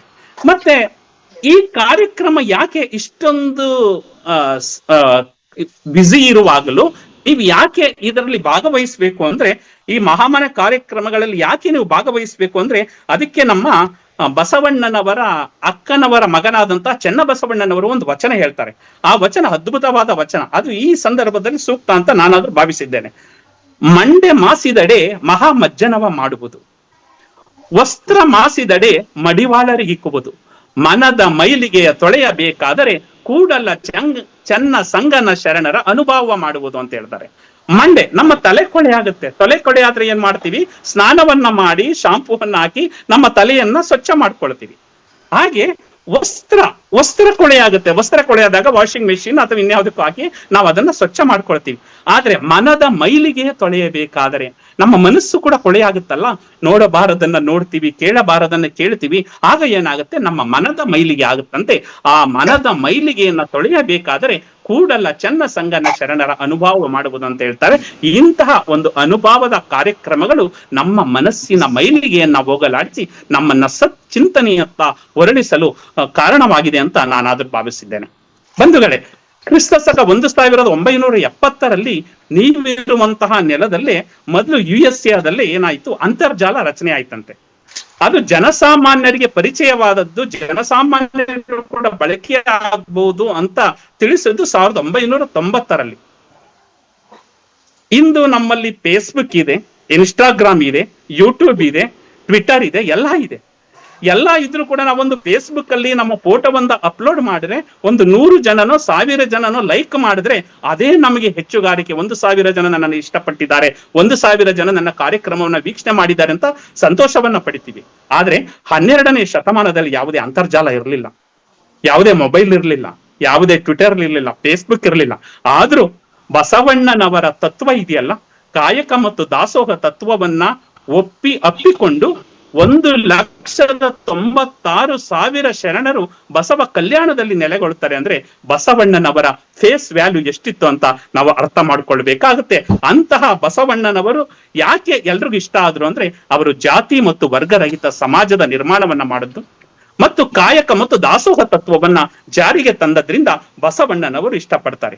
ಆ ಸಂದರ್ಭದಲ್ಲಿ ಒಬ್ರು ಬಸವಣ್ಣನರ ಸಮಕಾಲೀನರಾದಂತಹ ವಚನಕಾರರಿದ್ದಾರೆ. ಅವರು ಬಹುರೂಪಿ ಚೌಡಯ್ಯ ಅಂತ. ಆ ಬಹುರೂಪಿ ಚೌಡಯ್ಯನವರು ತಮ್ಮ ಎಲ್ಲಾ ವಚನಗಳಲ್ಲಿ ಕೊನೆಯಲ್ಲಿ ಬಸವಣ್ಣನಿಂದ ಬದುಕಿತಿ ಲೋಕವೆಲ್ಲ ಅಂತ ಹೇಳ್ತಾರೆ. ಯಾಕೆ ಬಸವಣ್ಣನಿಂದ ಬದುಕಿತಿ ಲೋಕವೆಲ್ಲ ಅಂತ ಹೇಳ್ತಾರೆ ಅಂದ್ರೆ, ಅದುವರೆಗೆ ಒಂದು 12ನೇ ಶತಮಾನದವರೆಗೆ ಒಂದು ಆಶೀರ್ವಾದ ವಾಕ್ಯ ಇರುತ್ತೆ. ಯಾವುದು ಅಂದ್ರೆ, ಸರ್ವೇ ಜನಾಃ ಸುಖಿನೋ ಭವಂತು ಅಂತ. ಸರ್ವೇ ಜನಾಃ ಸುಖಿನೋ ಭವಂತು, ಜನಗಳು ಸುಖವಾಗಿದ್ರೆ ಅದೇ ಒಂದು ಆಶೀರ್ವಾದ ವಾಕ್ಯ ಅನ್ನೋದು ಇರುತ್ತೆ. ಆದ್ರೆ 12ನೇ ಶತಮಾನದಲ್ಲಿ ಆ ಸರ್ವೇ ಜನಾಃ ಸುಖಿನೋ ಭವಂತು ಆ ಒಂದು ಆಶೀರ್ವಾದ ವಾಕ್ಯಕ್ಕಿಂತ ಮೀರಿದಂತಹ ಒಂದು ವಚನವನ್ನ ಕೊಡ್ತಾರೆ. ಆ ವಚನ ಯಾವುದು ಅಂದರೆ, ಬಸವಣ್ಣನವರು ಕೊಡುವಂತಹ ವಚನ, ಸಕಲ ಜೀವಾತ್ಮರಿಗೆ ಲೇಸನೆ ಬಯಸುವ ಶರಣರೇ ಕುಲಜರು ಅಂತ. ಸಕಲ ಜೀವಾತ್ಮರಿಗೆ ಲೇಸನೆ ಬಯಸುವ ಕೂಡಲ ಸಂಗನ ಶರಣರೇ ಕುಲಜರು ಎಂಬ ಒಂದು ವಾಕ್ಯವನ್ನ ಕೊಡ್ತಾರೆ. ಅಂದ್ರೆ ಕೇವಲ ಜನರಿಗೆ ಲೇಸನ್ನ ಬಯಸಿದ್ರಾಗಲ್ಲ, ಇಡೀ ಈ ಒಂದು ವಿಶ್ವದಲ್ಲಿ ಯಾವ ಪ್ರಾಣಿಗಳು ಉದಯಿಸಿದವೆ ಅವೆಲ್ಲಕ್ಕೂ ಲೇಸನ್ನ ಬಯಸುವುದೇ ಕುಲಜರು ಅಂತ ಹೇಳುವ ವಾಕ್ಯವನ್ನ ಕೊಟ್ಟದ್ರಿಂದ ಬಸವಣ್ಣನಿಂದ ಬದುಕಿತಿ ಲೋಕವೆಲ್ಲ ಅಂತ ನಮ್ಮ ಬಹುರೂಪಿ ಚೌಡಯ್ಯನವರು ಹೇಳಿರೋದು ತುಂಬಾ ಅರ್ಥಪೂರ್ಣವಾಗಿದೆ. ಮತ್ತೆ ಬಸವಣ್ಣನವರು ಈ ಒಂದು ವಿಶ್ವಕ್ಕೆ ಕೊಟ್ಟಂತಹ ಮಹತ್ವವಾದ ಕೊಡುಗೆಗಳು ಯಾವುದು ಅಂದ್ರೆ, ಒಂದು ತನು ಶುದ್ಧಿ ಆಗ್ಬೇಕು ಅಂತ, ನಮ್ಮ ದೇಹ ಶುದ್ಧಿ ಆಗ್ಬೇಕು. ಎರಡನೆಯದು ಮನಸ್ಸು ಶುದ್ಧಿ ಆಗ್ಬೇಕು. ಮೂರನೆಯದು ಭಾವ ಶುದ್ಧಿ ಆಗ್ಬೇಕು ಅಂತ. ತನು ಶುದ್ಧಿ ಆಗ್ಬೇಕು ಅಂದ್ರೆ ಕಾಯಕ, ನಾವು ಕಾಯಕವನ್ನ ಪ್ರತಿಯೊಬ್ರು ಕೂಡ ಮಾಡಬೇಕು. ಎರಡನೆಯದು ಮನಃಶುದ್ಧಿ, ಮನಸ್ಸು ಶುದ್ಧಿ ಆಗ್ಬೇಕು ಅಂದ್ರೆ ಇಷ್ಟಲಿಂಗ ಪೂಜೆಯನ್ನ ಮಾಡಬೇಕು. ಇನ್ನು ಭಾವ ಶುದ್ಧಿ ಆಗ್ಬೇಕು ಅಂದ್ರೆ ದಾಸೋಹ. ಇವತ್ತು ಎಲ್ಲರೂ ಕೂಡ ದಾಸೋಹ ಭಾವನೆಯಿಂದ ಸೇರಿದ್ದೀರಾ. ನೀವು ಸುಮ್ಮನೆ ಕುಳಿತಿದ್ದೀರಿ ಅಂದ್ರೆ ದಾಸೋಹ ಮಾಡ್ತಾ ಇಲ್ಲ ಅಂತಲ್ಲ, ನೀವು ಸಮಯದ ದಾಸೋಹವನ್ನ ಮಾಡಿದ್ದೀರಾ. ನಿಮ್ಮ ಯಾವುದೇ ಕೆಲಸವನ್ನ ಬಿಟ್ಟು ನಮ್ಮ ಶರಣರಾದ ವೀರೇಶ್ ಚಾವ್ಲಿ ಅವರ ಕುಟುಂಬದಲ್ಲಿ ಬಂದಿದ್ದೀರಿ ಅಂದ್ರೆ ನಿಮ್ಮ ಸಮಯವನ್ನ ದಾಸೋಹ ಮಾಡಿದ್ದೀರಾ, ನಿಮ್ಮ ಸಮಯವನ್ನ ದಾನ ಮಾಡಿದ್ದೀರಾ. ಆದುದರಿಂದ ಇಂತಹ ಒಂದು ದಾಸೋಹದಲ್ಲಿ ನೀವು ಕೂಡ ಭಾಗಿಯಾಗಿದ್ದೀರಾ ಅಂತ ಹೇಳ್ತಾ, ಈ ಶರಣರ ಒಂದು ಕಲ್ಪನೆ ಯಾಕೋ 12ನೇ ಶತಮಾನದಲ್ಲಿ ಉದಯಾದ್ರೂ ಕೂಡ 21ನೇ ಶತಮಾನದವರೆಗೂ ಕೂಡ ಹೇಗೆ ತಗೊಂಡು ಹೋಗ್ತಾ ಇದೆ ಅಂದ್ರೆ, ಆ ಶರಣರ ಒಂದು ಅಂಶದಲ್ಲಿ ಏನಿತ್ತು ಅಂದ್ರೆ, ತಲೆಯಲ್ಲಿ ಸದ್ವಿಚಾರ ಇತ್ತು, ಕೈಯಲ್ಲಿ ಸತ್ಕಾರ್ಯ ಇತ್ತು, ಬಾಯಲ್ಲಿ ಸವಿ ಮಾತು ಇತ್ತು, ಎದೆಯಲ್ಲಿ ಸದ್ಭಾವ ಇತ್ತು. ಯಾರ ಹೃದಯದಲ್ಲಿ ಪ್ರೇಮ ತುಂಬಿದೆಯೋ, ಯಾರ ಸನಿಹ ಬಂದಾಗ ಎದೆಯಲ್ಲಿ ಪ್ರೇಮದ ತರಂಗಗಳು ಹೇಳುತ್ತವೆಯೋ ಅವರೇ ನಿಜವಾದ ಗುರುಗಳು. ಪ್ರಪಂಚದ ಪ್ರೇಮ ಕಡಿಮೆಯಾಗಬಹುದು, ಆದರೆ ಸದ್ಗುರುವಿನ ಪ್ರೇಮ ಯಾವಾಗಲೂ ಕಡಿಮೆಯಾಗುವುದಿಲ್ಲ, ಹೆಚ್ಚಾಗುತ್ತದೆ. ಅಂತಹ ಸದ್ಗುರುಗಳೇ ನಮ್ಮ ವಿಶ್ವಗುರು ಬಸವಣ್ಣನವರು. ಅಂತಹವರ ನುಡಿಯನ್ನ ಕೇಳಲು ತಾವು ಇಲ್ಲಿ ಸೇರಿದ್ದೀರಾ ಅಂದ್ರೆ ತುಂಬಾ ಖುಷಿ ಆಗ್ತಾ ಇದೆ. ಮತ್ತೆ ಬಂಧುಗಳೇ, 18ನೇ ಶತಮಾನದಲ್ಲಿ ಆಡಮ್ ಸ್ಮಿತ್ ಅರ್ಥಶಾಸ್ತ್ರವನ್ನ ಬರೀತಾನೆ. ಆಡಮ್ ಸ್ಮಿತ್ ಅನ್ನ ಅರ್ಥಶಾಸ್ತ್ರದ ಪಿತಾಮಹ ಅಂತ ಕರೀತಾರೆ. ಅವರು ಅರ್ಥಶಾಸ್ತ್ರ ಅಂದ್ರೆ ಏನು ಅಂತ ಕರೀತಾರೆ ಅಂದ್ರೆ, ಸಂಪತ್ತನ್ನು ಅರಿಯುವ ಶಾಸ್ತ್ರ ಅಂತ ಕರೀತಾರೆ. ಅರ್ಥಶಾಸ್ತ್ರ ಎಂದರೆ ಸಂಪತ್ತನ್ನು ಅರಿಯುವ ಶಾಸ್ತ್ರ ಅಂತ. ಆದ್ರೆ ಅನಂತರ 19ನೇ ಶತಮಾನದಲ್ಲಿ ಪ್ರೊಫೆಸರ್ ಮಾರ್ಷಲ್ ಬರ್ತಾನೆ. ಪ್ರೊಫೆಸರ್ ಮಾರ್ಷಲ್ ಹೇಳ್ತಾನೆ, ಅರ್ಥಶಾಸ್ತ್ರ ಅಂದ್ರೆ ಕೇವಲ ಸಂಪತ್ತನ್ನ ಹರಿಯೋದು ಮಾತ್ರ ಅಲ್ಲ, ಗಳಿಸಿದಂತಹ ಸಂಪತ್ತು ಜನಸಾಮಾನ್ಯರಿಗೆ ಬಳಕೆ ಆಗ್ಬೇಕು, ಬಳಕೆ ಆದಾಗ ಮಾತ್ರ ಅದು ಅರ್ಥಶಾಸ್ತ್ರ ಅಂತ ಅನ್ಸ್ಕೊಳ್ಳುತ್ತೆ ಅಂತ ಹೇಳ್ತಾರೆ. ಅಂದ್ರೆ 18 ಮತ್ತು 19ನೇ ಶತಮಾನದವರು ಅರ್ಥಶಾಸ್ತ್ರಕ್ಕೆ ಕೊಡುವಂತಹ ವ್ಯಾಖ್ಯಾನ. ಆದ್ರೆ ಬಸವಣ್ಣನವರು 12ನೇ ಶತಮಾನದಲ್ಲಿ ಒಂದು ವ್ಯಾಖ್ಯಾನವನ್ನು ಕೊಟ್ಟರು. ಆ ವ್ಯಾಖ್ಯಾನ ಏನು ಅಂದ್ರೆ, ದುಡಿದು ಉಂಡ್ರಿ, ಉಳಿದದ್ರಲ್ಲಿ ಸ್ವಲ್ಪ ಸಮಾಜಕ್ಕೆ ಕೊಡ್ರಿ ಅಂತ. ದುಡಿದು ಉಂಡ್ರಿ ಅಂದ್ರೆ ಕಾಯಕ, ಉಳಿದದ್ದನ್ನ ಸಮಾಜಕ್ಕೆ ಕೊಡ್ರಿ ಅಂದ್ರೆ ದಾಸೋಹ. ಆ ಕಾಯಕ ಮತ್ತು ದಾಸೋಹ ತತ್ವ 12ನೇ ಶತಮಾನದಲ್ಲೇ ಉದಯ ಆಯ್ತು. ಅಂದ್ರೆ ಬಸವಣ್ಣನವರೇ ಅರ್ಥಶಾಸ್ತ್ರದ ಪಿತಾಮಹ ಅನ್ನುವ ಒಂದು ವ್ಯಾಖ್ಯಾನವನ್ನ ನಾವು ಕೊಡಬೇಕಾಗತ್ತೆ.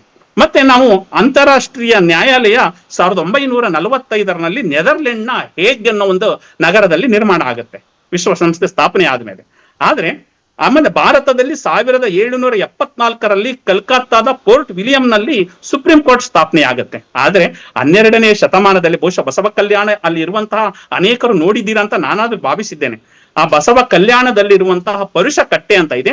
ಆ ಪರುಷ ಕಟ್ಟೆಯಲ್ಲಿ ಬಸವಣ್ಣನವರು ಜನರಿಗೆ ನ್ಯಾಯವನ್ನ ಬಗೆಹರಿಸ್ತಾ ಇದ್ರು, ಜನರ ತುಮುಲಗಳನ್ನ ಬಗೆಹರಿಸ್ತಾ ಇದ್ರು, ಜನರ ನೋವು ಕಷ್ಟಗಳಿಗೆ ಸ್ಪಂದಿಸಿ ಅವರಿಗೆ ನ್ಯಾಯವನ್ನ ನೀಡ್ತಾ ಇದ್ರು. ಅಂದ್ರೆ ನಮ್ಗೆ ಅಂತಾರಾಷ್ಟ್ರೀಯ ನ್ಯಾಯಾಲಯ ನಮ್ಮ ಬಸವ ಕಲ್ಯಾಣದ ಪರುಷ ಕಟ್ಟೆ ಅಂತ ನಾವು ಹೆಮ್ಮೆಯಿಂದ ನಾವು ಬಂಧುಗಳು ಹೇಳ್ಕೊಳ್ಬೇಕಾಗತ್ತೆ ಅನ್ನೋದನ್ನ ಹೇಳ್ತಾ, ನಾವು ಮಕ್ಕಳು ಅನೇಕ ಮಕ್ಕಳಿದ್ದೀರಾ, ಮಕ್ಕಳಿರುವಂತಹ ಸಂದರ್ಭದಲ್ಲಿ ಸಿಲೆಬಸ್ ಕೊಡ್ತಾರೆ, ಹೊಂದಿಸಿ ಬರೆಯಿರಿ ಅಂತ.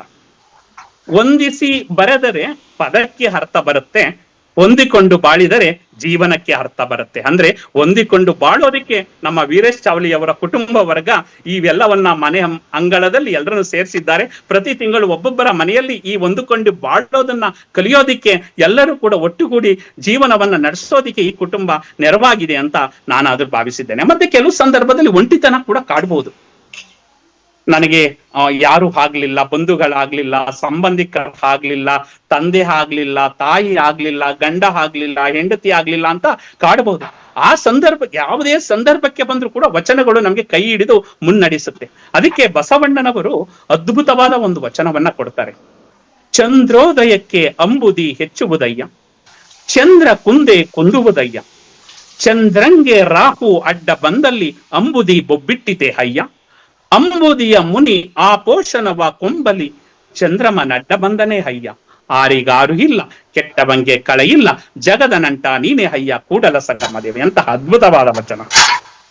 ಇದರಲ್ಲಿ ಈ ಚಂದ್ರನಿಗೂ ಮತ್ತೆ ಅಂಬುದಿಗೂ ತುಂಬಾ ಸಂಬಂಧ. ಆ ಚಂದ್ರ ಹುಣ್ಣಿಮೆ ಆದಾಗ ಅಲೆಗಳ ಏರಿಳಿತ ಉಂಟಾಗತ್ತೆ ಅನ್ನೋ ಒಂದು ಸಂದರ್ಭ. ಅವರಿಬ್ರು ಕೂಡ ಆತ್ಮೀಯ ಮಿತ್ರರಾಗಿರ್ತಾರೆ. ಆಗ ಈ ಚಂದ್ರಗ್ರಹಣ ಆದಾಗ ಚಂದ್ರನಿಗೆ ಅಡ್ಡ ಬರುತ್ತಂತೆ ರಾಹು. ಅಡ್ಡ ಬಂದಾಗ ಸಮುದ್ರ ಹೋಗಿ ಆ ರಾಹುನನ್ನ ತಡಿಲಿಲ್ಲ. ಮತ್ತೆ ಒಬ್ಬ ಮುನಿ ಬಂದು ಈ ಸಮುದ್ರದ ಮೇಲೆ ಕೋಪಿಸಿಕೊಂಡು ಆ ಸಮುದ್ರದ ನೀರನ್ನೇ ಕುಡಿದು ಬಿಡುತ್ತಾನೆ. ಕುಡಿಯುವಾಗ ಆ ಚಂದ್ರ ಬಂದು ಆ ಸಮುದ್ರವನ್ನ ಕಾಪಾಡ್ಲಿಲ್ಲ. ಅಂದ್ರೆ ಅಂತಹ ಆತ್ಮೀಯ ಮಿತ್ರರೇ ಒಬ್ಬರಿಗೆ ಒಬ್ಬರು ನೆರವಾಗೋದಿಕ್ಕೆ ಸಾಧ್ಯವಾಗ್ಲಿಲ್ಲ. ಹಂಗೆ ಆರಿಗಾರು ಇಲ್ಲ, ಕೆಟ್ಟವಂಗೆ ಕಳೆ ಇಲ್ಲ, ಜಗದ ನಂಟ ನೀನೇ ಹಯ್ಯ ಕೂಡಲ ಸಂಗಮ ದೇವ ಅಂತಾರೆ. ಯಾರು ಆಗದೆ ಹೋದ್ರು ಕೂಡ ಜಗದ ನಂಟ ನೀನಾದಂತಹ ಆ ಪರಶಿವನೇ, ನೀನೇ ನನ್ನನ್ನ ಕಾಪಾಡಬೇಕು ಅನ್ನೋ ಒಂದು ನಿಟ್ಟಿನಲ್ಲಿ ನಾವು ಜೀವನವನ್ನ ಸಾಗಿಸ್ಬೇಕು ಅಂತ ಹೇಳ್ತಾ, ಇನ್ನು ಸಮಯ ಆಗ್ತಾ ಬರ್ತಾ ಇದೆ. ನಿಮ್ಮ ಒಂದು ಸಮಯದ ಪರೀಕ್ಷೆಯನ್ನು ಕೂಡ ನಾನು ಮಾಡೋದಿಲ್ಲ. ಕೊನೆಯದಾಗಿ ನಮ್ಮ ಈ ಒಂದು ಬಸವ ತತ್ವವನ್ನ ಒಪ್ಪಿ ಅನೇಕರು ಬೇರೆ ಬೇರೆ ದೇಶಗಳಿಂದ, ಬೇರೆ ಬೇರೆ ರಾಜ್ಯಗಳಿಂದ ಬಂದು ಬಸವ ತತ್ವದಲ್ಲಿ ಮಿಂದು ವಚನಗಳನ್ನ ರಚನೆ ಮಾಡ್ತಾರೆ. ಅದರಲ್ಲಿ ಆಫ್ಘಾನಿಸ್ತಾನದ ಮರುಳ ಶಂಕರ ದೇವರಾಗ್ಬೋದು, ಕಾಶ್ಮೀರದಿಂದ ಮೋಳಿಗೆ ಮಾರಯ್ಯ ಮೋಳಿಗೆ ಮಹಾದೇವಿ ಆಗ್ಬೋದು, ತಮಿಳುನಾಡಿನಿಂದ ಮಾದಾರ ಚೆನ್ನಯ್ಯರಾಗ್ಬೋದು. ಹೀಗೆ ಅನೇಕ ಶರಣರು ಬರ್ತಾರೆ. ಅದರಲ್ಲಿ ಮೋಳಿಗೆ ಮಾರಯ್ಯ ಮತ್ತು ಮೋಳಿಗೆ ಮಹಾದೇವಿಯವರು ಮಹಾರಾಜ ಮತ್ತು ಮಹಾರಾಣಿ ಆಗಿದ್ದವರು. ಅವರು ಅರಸುತನಕ್ಕೆ ತಿಲಾಂಜಲಿ ಹೇಳಿ ಬಸವ ಕಲ್ಯಾಣಕ್ಕೆ ಬಂದು ಅಲ್ಲಿ ಕಟ್ಟಿಗೆಯನ್ನ ಮಾರುವಂತಹ ಕಾಯಕವನ್ನ ಕೈಗೊಳ್ಳುತ್ತಾರೆ. ಅವರು ಕಟ್ಟಿಗೆಯನ್ನ ಮಾರಿ ಅದರಲ್ಲ ಜೀವನವನ್ನ ನಡೆಸ್ತಾ ಇರ್ತಾರೆ. ಅವರು ಈ ಒಂದು ಕಾಯಕ ಮತ್ತು ದಾಸೋಹ ತತ್ವದಿಂದ ಪ್ರಭಾವಿತರಾಗಿ ಬರೆಯುವಂತಹ ಅದ್ಭುತವಾದ ವಚನ. ರಾಜನಾದಂತವ್ರು ಏನ್ ಹೇಳ್ತಾರೆ ಅಂದ್ರೆ, ಆನೆ ಕುದುರೆ ಬಂಡಾರವಿರ್ದಡೇನು, ತಾನುಂಬುದು ಪಡಿಯಕ್ಕಿ ಒಂದಾವಿನ ಹಾಲು, ಮಲಗುವುದರ್ಧ ಮಂಚ, ಈ ಹುರುಳಿಲ್ಲದ ಸಿರಿಯ ನೆಚ್ಚಿ ಕೆಡಬೇಡ ಮನುಜ, ಒಡಲು ಭೂಮಿಯ ಸಂಗ ಒಡವೆ ತಾನೇ ನಪ್ಪುದು, ಕೈಬಿಡಿದ ಮಡದಿ ಪರರ ಸಂಗ, ಪ್ರಾಣ ವಾಯುವಿನ ಸಂಘ, ಸಾವಿಂಗೆ ಸಂಗಡ ವಾರು ಇಲ್ಲ ಕಣ, ನೀ ಕಳಂಕ ಮಲ್ಲಿಕಾರ್ಜುನ ಅಂತ ಹೇಳ್ತಾರೆ. ಎಷ್ಟೊಂದು ಅದ್ಭುತವಾದ ವಚನ. ಆನೆ ಕುದುರೆ ಭಂಡಾರ ಇದ್ರೇನು, ತಾನುಂಬುದು ಒಂದು ಪಡಿಯಕ್ಕಿ, ನಾನ್ ತಿನ್ನೋದು ಒಂದಿಷ್ಟು ಅನ್ನ, ತೃಪ್ತಿ ಆದ ಮೇಲೆ ನೀವೇನೇ ಕೊಟ್ಟರು ಕೂಡ ಅದು ನಮ್ಗೆ ಹೋಗೋದಿಲ್ಲ. ಒಂದಾವಿನ ಹಾಲು, ಒಂದು ಲೋಟ ಹಾಲನ್ನ ಕುಡಿತೀವಿ ಅಷ್ಟೇ. ಮಲಗುವುದು ಅರ್ಧ ಮಂಚ. ನಾವ್ ಎಷ್ಟೇ ದೊಡ್ಡ ಮಂಚವನ್ನ ಮಾಡಿದ್ರು ಕೂಡ ನಾವು ಮಲಗೋದು ಅರ್ಧ ಮಂಚದಲ್ಲಿ ಮಾತ್ರ ನಾವು ಮಲಗ್ತೇವೆ. ಈ ಉರುಳಿಲ್ಲದ ಸಿರಿಯ ನೆಚ್ಚಿ ಕೆಡಬೇಡ ಮನುಜ, ಈ ಸಂಪತ್ತನ್ನ ಶ್ರೀಮಂತಿಕೆ ನೆಚ್ಚಿ ಕೆಡಬೇಡ. ಈ ಸಂಪತ್ತನ್ನ ನೆಚ್ಚಿಕೊಂಡು ಹೋದ್ರೆ ನಿನ್ನ ಹಿಂದೆ ಯಾರು ಬರೋದಿಲ್ಲ. ಯಾಕಂದ್ರೆ ಇವತ್ತು ನೀವು ಸಂಪತ್ತಿಗೆ ಆದ್ಯತೆಯನ್ನ ಕೊಟ್ಟಿಲ್ಲ, ಒಂದು ಸತ್ಸಂಗಕ್ಕೆ ಆದ್ಯತೆಯನ್ನ ಕೊಟ್ಟಿದ್ದೀರಾ. ಸತ್ಸಂಗಕ್ಕೆ ಆದ್ಯತೆಯನ್ನು ಕೊಟ್ಟು ಆ ಒಂದು ಮನೆಯಂಗಳದಲ್ಲಿ ಎಲ್ಲರೂ ಕೂಡ ಸೇರಿದ್ದೀರಾ ಅಂದ್ರೆ ತುಂಬಾ ಖುಷಿ ಆಗುತ್ತೆ. ಅನಂತರ ಮುಂದುವರೆದು ಹೇಳ್ತಾರೆ, ಒಡಲು ಭೂಮಿಯ ಸಂಘ. ಅಂದ್ರೆ ನಾವೇನಾದ್ರೂ ಈ ಇಹಲೋಕವನ್ನ ತ್ಯಜಿಸಿ ಹೊರಟಾದಾಗ ಒಡಲು, ನಮ್ಮ ದೇಹ ಏನಾಗುತ್ತೆ, ಭೂಮಿಯ ಸಂಘ ಆಗುತ್ತೆ. ಒಡವೆ ತಾನೇ ನಪ್ಪುದು. ನಾವು ಸಂಪಾದಿಸಿದಂತಹ ಆಸ್ತಿ ಐಶ್ವರ್ಯ ಏನಾಗುತ್ತೆ ಯಾರಿಗೂ ಗೊತ್ತು. ಮತ್ತೆ ಕೈ ಬಿಡಿದ ಮಡದಿ ಪರರ ಸಂಘ. ಅಂದ್ರೆ ಕೈ ಬಿಡಿದ ಮಡದಿ ಅಥವಾ ತಂದೆಯವರ ಜೊತೆ ಹೋಗ್ಬೋದು, ಮಕ್ಕಳ ಜೊತೆ ಹೋಗ್ಬೋದು, ಆ ಗಂಡನ ನೆನಪು ಕೂಡ ಮರ್ತೋಗುತ್ತೆ ಅನ್ನುವ ನಿಟ್ಟಿನಲ್ಲಿ ಈ ಒಂದು ವಾಕ್ಯವನ್ನ ರಚಿಸಿದ್ದಾರೆ ಅಂತ ನಾನಾದ್ರೂ ಭಾವಿಸ್ತೇನೆ. ಪ್ರಾಣ ವಾಯುವಿನ ಸಂಘ. ಪ್ರಾಣ ಏನಾಗುತ್ತೆ, ಗಾಳಿಯ ಸಹವಾಸವನ್ನ ಪಡೆಯುತ್ತೆ. ಸಾವಿಂಗೆ ಸಂಗಡವಾರು ಇಲ್ಲ ಕಾಣ, ನೀ ಕಳಂಕ ಮಲ್ಲಿಕಾರ್ಜುನ ಅಂತ ಹೇಳ್ತಾರೆ. ಸಾವಿಗೆ ಸಂಗಡವಾಗಿ ಯಾರು ಕೂಡ ಬರೋದಿಲ್ಲ. ಯಾರು ನಾವೊಬ್ಬರೇ ಹೋಗ್ಬೇಕು ಸಾವಿನ ಜೊತೆ ಹೊರತು ಯಾರು ಕೂಡ ಆಗೋದಿಲ್ಲ ಅಂತ ಹೇಳ್ತಾರೆ. ಆದುದರಿಂದ ಈ ವಚನವನ್ನ ಅರ್ಥೈಸ್ಕೊಂಡ್ರೆ ಜೀವನ ಏನು ಅನ್ನೋದನ್ನ ನಮ್ಗೆ ಪಾಠ ಕಲಿಸ್ಕೊಡುತ್ತೆ. ಪ್ರತಿಯೊಂದು ವಚನವೂ ಕೂಡ ಜೀವನವನ್ನ ಹೇಗೆ ನಡೆಸ್ಕೊಂಡು ಹೋಗ್ಬೇಕು ಅನ್ನೋದನ್ನ ಹೇಳಿ ರವರನ್ನ ವೀರಪ್ಪನ್ ಅಪಹರಣ ಮಾಡ್ತಾರೆ. ಬಹುಶಃ ಗೊತ್ತಿರ್ಬೋದು ನಿಮ್ಗೆ ಅದು. ಆ ಸಂದರ್ಭದಲ್ಲಿ ಕಾಡಿನಲ್ಲಿ ಹೋಗಿ ನಕ್ಕೀರನ್ ಪತ್ರಿಕೆಯ ಸಂಪಾದಕ ಗೋಪಾಲ್ ಸಂದರ್ಶನವನ್ನ ಮಾಡ್ತಾರೆ. ಆಗ ಡಾಕ್ಟರ್ ರಾಜ್ಕುಮಾರ್ ಅವ್ರಿಗೆ ನೆನಪಾದದ್ದು ಬಸವಣ್ಣನವರ ವಚನ. ಬಹುಶಃ ಯೂಟ್ಯೂಬ್ ಅಲ್ಲೂ ಕೂಡ ನೀವು ತೆಗೆದ್ರೆ ಆ ಬಸವಣ್ಣನವರು ನಕ್ಕೀರನ್ ಪತ್ರಿಕೆಯ ಸಂಪಾದಕ ಗೋಪಾಲನ್ ಜೊತೆ ಒಂದು ಸಂದರ್ಶನ ಮಾಡಿರೋದನ್ನ ನೀವು ನೋಡ್ಬೋದು. ಆಗ ಬಸವಣ್ಣನವರು ಆ ವೀರಪ್ಪನ ದುರಾಸೆಯನ್ನ ನೋಡಿ ಒಂದು ವಚನವನ್ನ ಉದ್ಗಾರ ಮಾಡ್ತಾರೆ. ಆ ವಚನ ಯಾವುದು ಎಂದರೆ, ನೂರ ನೋದಿ ನೂರ ಕೇಳಿದಡೇನು, ಆಸೆ ಹರಿಯದು ರೋಷ ಬಿಡದು, ಮಜ್ಜನ ಕೆರದು ಫಲವೇನು, ಮಾತಿನಂತೆ ಮನವಿಲ್ಲದ ಜಾತಿ ಡೊಂಬರ ನೋಡಿ ನಗುವ ನಮ್ಮ ಕೂಡಲ ಸಂಗಮ ದೇವ ಅಂತ ಹೇಳ್ತಾರೆ. ಅಂದ್ರೆ ನೂರನ್ನ ಓದಿ ನೂರನ್ನ ಕೇಳಿ ಏನು ಪ್ರಯೋಜನ? ಆಸೆ ಬಿಡ್ತಾ ಇಲ್ಲ, ರೋಷ ಬಿಡ್ತಾ ಇಲ್ಲ. ಅಂದ್ರೆ 100 ಓದಿ 100 ಕೇಳಿದ ಮೇಲೆ ನಾವು ಆಸೆ ಪಡಬಾರದು, ರೋಷವನ್ನ ಪಟ್ಟುಕೊಳ್ಳಬಾರದು. ಮಜ್ಜನಕ್ಕೆರದು ಫಲವೇನು, ಮಾತಿನಂತೆ ಮನವಿಲ್ಲದ ಜಾತಿ ಡೊಂಬರ ನೋಡಿ ನಗುವ ನಾ ಕೂಡಲ ಸಂಗಮ ದೇವ ಅಂತ ಹೇಳ್ತಾರೆ. ಅಂದ್ರೆ ನಾವೇನ್ ಮಾತಾಡ್ತೀವಿ ಮಾತಿನಂತೆ ನಮ್ದ ನಡೆ ಇರಬೇಕು, ನುಡಿದಂತೆ ನಡೆ ಇರಬೇಕು. ನಡೆ ಇದ್ದಾಗ ಮಾತ್ರ ನಮ್ಮ ಜೀವನ ಸಾರ್ಥಕವಾಗುತ್ತೆ, ಸಾರ್ಥಕದ ಕ್ಷಣಗಳಲ್ಲಿ ನಾವು ಮಿಂದೆದ್ದಂತಾಗುತ್ತೆ ಅಂತ ಹೇಳ್ತಾ, ಈ ದಿನ ನಮ್ಮ ವೀರೇಶ್ ಚಾವ್ಲಿಯವರ ಕುಟುಂಬ ವರ್ಗದಲ್ಲಿ ಅನೇಕರು ಸೇರಿದ್ದೀರ. ನನಗೆ ಅನೇಕ ಯಾರ್ಯಾರು ಭಾಗವಹಿಸಿದ್ದಾರೆ ಅಂತ ಒಂದು ಲಿಸ್ಟ್ ಅನ್ನು ಕೂಡ ನಮ್ಮ ವೀರೇಶ್ ಚಾವ್ಲಿ ಕುಟುಂಬ ವರ್ಗದವರು ಕಳಿಸಿದ್ದಾರೆ. ಅದರಲ್ಲಿ ಶ್ರೀಮತಿ ರೇಣುಕಾ ಆರಾಧ್ಯ ಮತ್ತು ಹರ್ಷ ರಂಗಿಣಿಯವರಾಗ್ಬೋದು, ಶ್ರೀ ಸಿದ್ದು ರಾಠಿಯವರಾಗ್ಬೋದು, ಕಾವ್ಯ ಎಮ್ಮರಾನಹಳ್ಳಿ ಅವರಾಗ್ಬೋದು, ವಿನಯ್ ಕಲ್ಲೇಶ್ರವರಾಗ್ಬೋದು, ಪ್ರಸನ್ನ ಜೋಬಿಗನಹಳ್ಳಿ ಅವರ ಪುತ್ರಿ ಗೌರಿಯವರಾಗ್ಬೋದು, ಅರುಣ್ ಶೈಲಜಾ ಮತ್ತು ಸುಷ್ಮಾ ಅರುಣ್ ರವರಾಗ್ಬೋದು, ಸ್ವಾಮಿ ಬಸವರಾಜರಾಗ್ಬೋದು, ಶಶಿಧರ್ ಕವಿತಾ ಎಮ್ಮವರಾಗ್ಬೋದು, ಮಂಜುನಾಥ್ ಶಿವಯ್ಯ, ವಿಜಯ್ ಚಿಕ್ಕಮತ್ತ ಆಗ್ಬೋದು, ಅರುಣ್ ಕುಮಾರ್ ಮತ್ತು ಪಾವನಿ ಅವರಾಗ್ಬೋದು, ಪ್ರಮೋದ್ ಅವರಾಗ್ಬೋದು, ಅನುರಾಧ್ ಕಾಮತ್ ಆಗಬಹುದು. ಇವರೆಲ್ಲ ಭಾಗವಹಿಸಿ ಈ ಒಂದು ಶರಣರ ಸತ್ಸಂಗದಲ್ಲಿ ಭಾಗವಹಿಸಿದಿರಲ್ಲ, ತುಂಬಾ ಖುಷಿ ಕೊಡುವಂತಹ ವಿಚಾರ. ನೀವೆಲ್ಲರೂ ಕೂಡ ಇದೇ ರೀತಿ ಮಹಾಮನೆ ಪ್ರಾರಂಭವಾಗಿದೆ. 8ನೇದು 9ನೇದು ಇದು ಕಾರ್ಯಕ್ರಮ.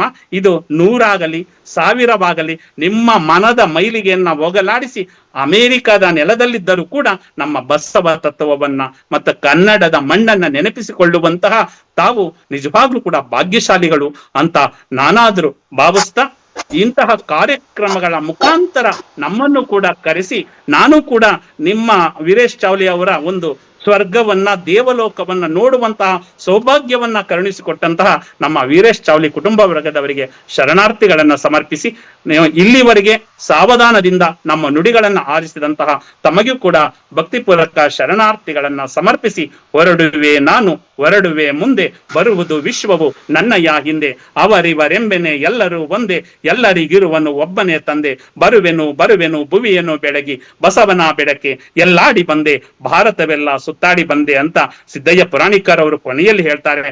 ಇವತ್ತು ಅವ್ರೇನಾದ್ರು ಇದ್ದಿದ್ರೆ ಭಾರತ ಮಾತ್ರ ಅಲ್ಲ ವಿಶ್ವವೆಲ್ಲ ಸುತ್ತಾಡಿ ಬಂದೆ ಅಂತ ಹೇಳ್ತಾ ಇದ್ರೇನೋ ಅಂತ ಹೇಳ್ತಾ, ಇವತ್ತು ಬಸವನ ಬೆಳಕು ವಿಶ್ವವನ್ನ ಸುತ್ತಾಡಿ ನಿಮ್ಮ ಮುಖದಲ್ಲಿ ಬಸವನ ಬೆಳಕು ಕಂಗೊಳಿಸ್ತಾ ಇದೆ. ಆ ಬೆಳಕು ನಿಮ್ಮ ಜೀವನದಲ್ಲಿ ಅರಿದು ನಿಮ್ಮ ಜೀವನ ಯಶಸ್ವಿಯ ಪಥದಲ್ಲಿ ನಡೆಯುವಂತೆ ಆಗ್ಲಿ ಅಂತ ಹೇಳ್ತಾ, ನನ್ನನ್ನು ಕೂಡ ನಾವು ಮೈಸೂರಿನಲ್ಲಿ ಇದ್ದರೂ ಕೂಡ ಈ ಒಂದು ಕಾರ್ಯಕ್ರಮದಲ್ಲಿ ಭಾಗವಹಿಸುವಂತೆ ಮಾಡಲು ಪ್ರಯತ್ನಿಸಿದಂತಹ ನಮ್ಮ ವೀರೇಶ್ ಚಾವ್ಲಿ ಸುಮಿತ್ರ ಬಸವರಾಜಪ್ಪ ಕುಟುಂಬದವರಿಗೆ ಮತ್ತು ಪ್ರೀತಿಯಿಂದ ಆಲಿಸಿದಂತಹ ಎಲ್ಲರಿಗೂ ಕೂಡ ಶರಣಾರ್ಥಿಗಳನ್ನ ಸಮರ್ಪಿಸಿ ನನ್ನ ಉಪನ್ಯಾಸಕ್ಕೆ ವಿರಾಮವನ್ನು ಹೇಳ್ತಾ ಇದ್ದೇನೆ. ಜೈ ಬಸವ, ಜೈ ಶರಣು. ಶ್ರೀ ಗುರು ಬಸವಲಿಂಗಾಯ ನಮಃ. ಇದನ್ನ ಮಹಾಮನೆ ಆಗ್ಲಿಕ್ಕೆ ಎಲ್ರೂ ಕಾರಣ, ನಾವು ಬರೀ ನಿಮಿತ್ತ ಅಷ್ಟೇ. ಸೊ ನನ್ನ ಹೆಸರು ನಾನು ಸುಮಾಶ್ರೀ ಹೇಳಿದ್ರಿ, ಅಷ್ಟೊಂದು ಹೇಳೋ ಅವಶ್ಯಕತೆ ಇಲ್ಲ ಅನ್ಸುತ್ತೆ, ಹೇಳಿದ್ರೆ ಸಾಕು. ತುಂಬಾ ಧನ್ಯವಾದಗಳು. ತುಂಬಾ ಚೆನ್ನಾಗಿ ನೀವು ಮತ್ತೆ ನಿಮ್ಮ ಪತ್ನಿ ರೂಪಾ ಕುಮಾರಸ್ವಾಮಿ ಇಬ್ರು ತುಂಬಾ ಚೆನ್ನಾಗಿ ವಚನಗಳ ಬಗ್ಗೆ, ವಚನ ಸಾರಾಂಶದ ಬಗ್ಗೆ, ದಿನನಿತ್ಯ ಜೀವನದಲ್ಲಿ ಹೇಗೆ ನಾವು ಅನುಗೊಳಿಸ್ಕೊಳ್ಬೇಕು ಅನ್ನೋದ್ರ ಬಗ್ಗೆ ತುಂಬಾ ಚೆನ್ನಾಗಿ ಹೇಳಿದ್ರಿ. ಸೊ ನಮ್ಮ ಇಡೀ ನಮ್ಮ ಅನುಭವ ಮಂಟಪದ ಎಲ್ಲ ಕುಟುಂಬದ ಪರವಾಗಿ ನಿಮಗೆ ಭಕ್ತಿಪೂರ್ವಕ ನಮನಗಳು.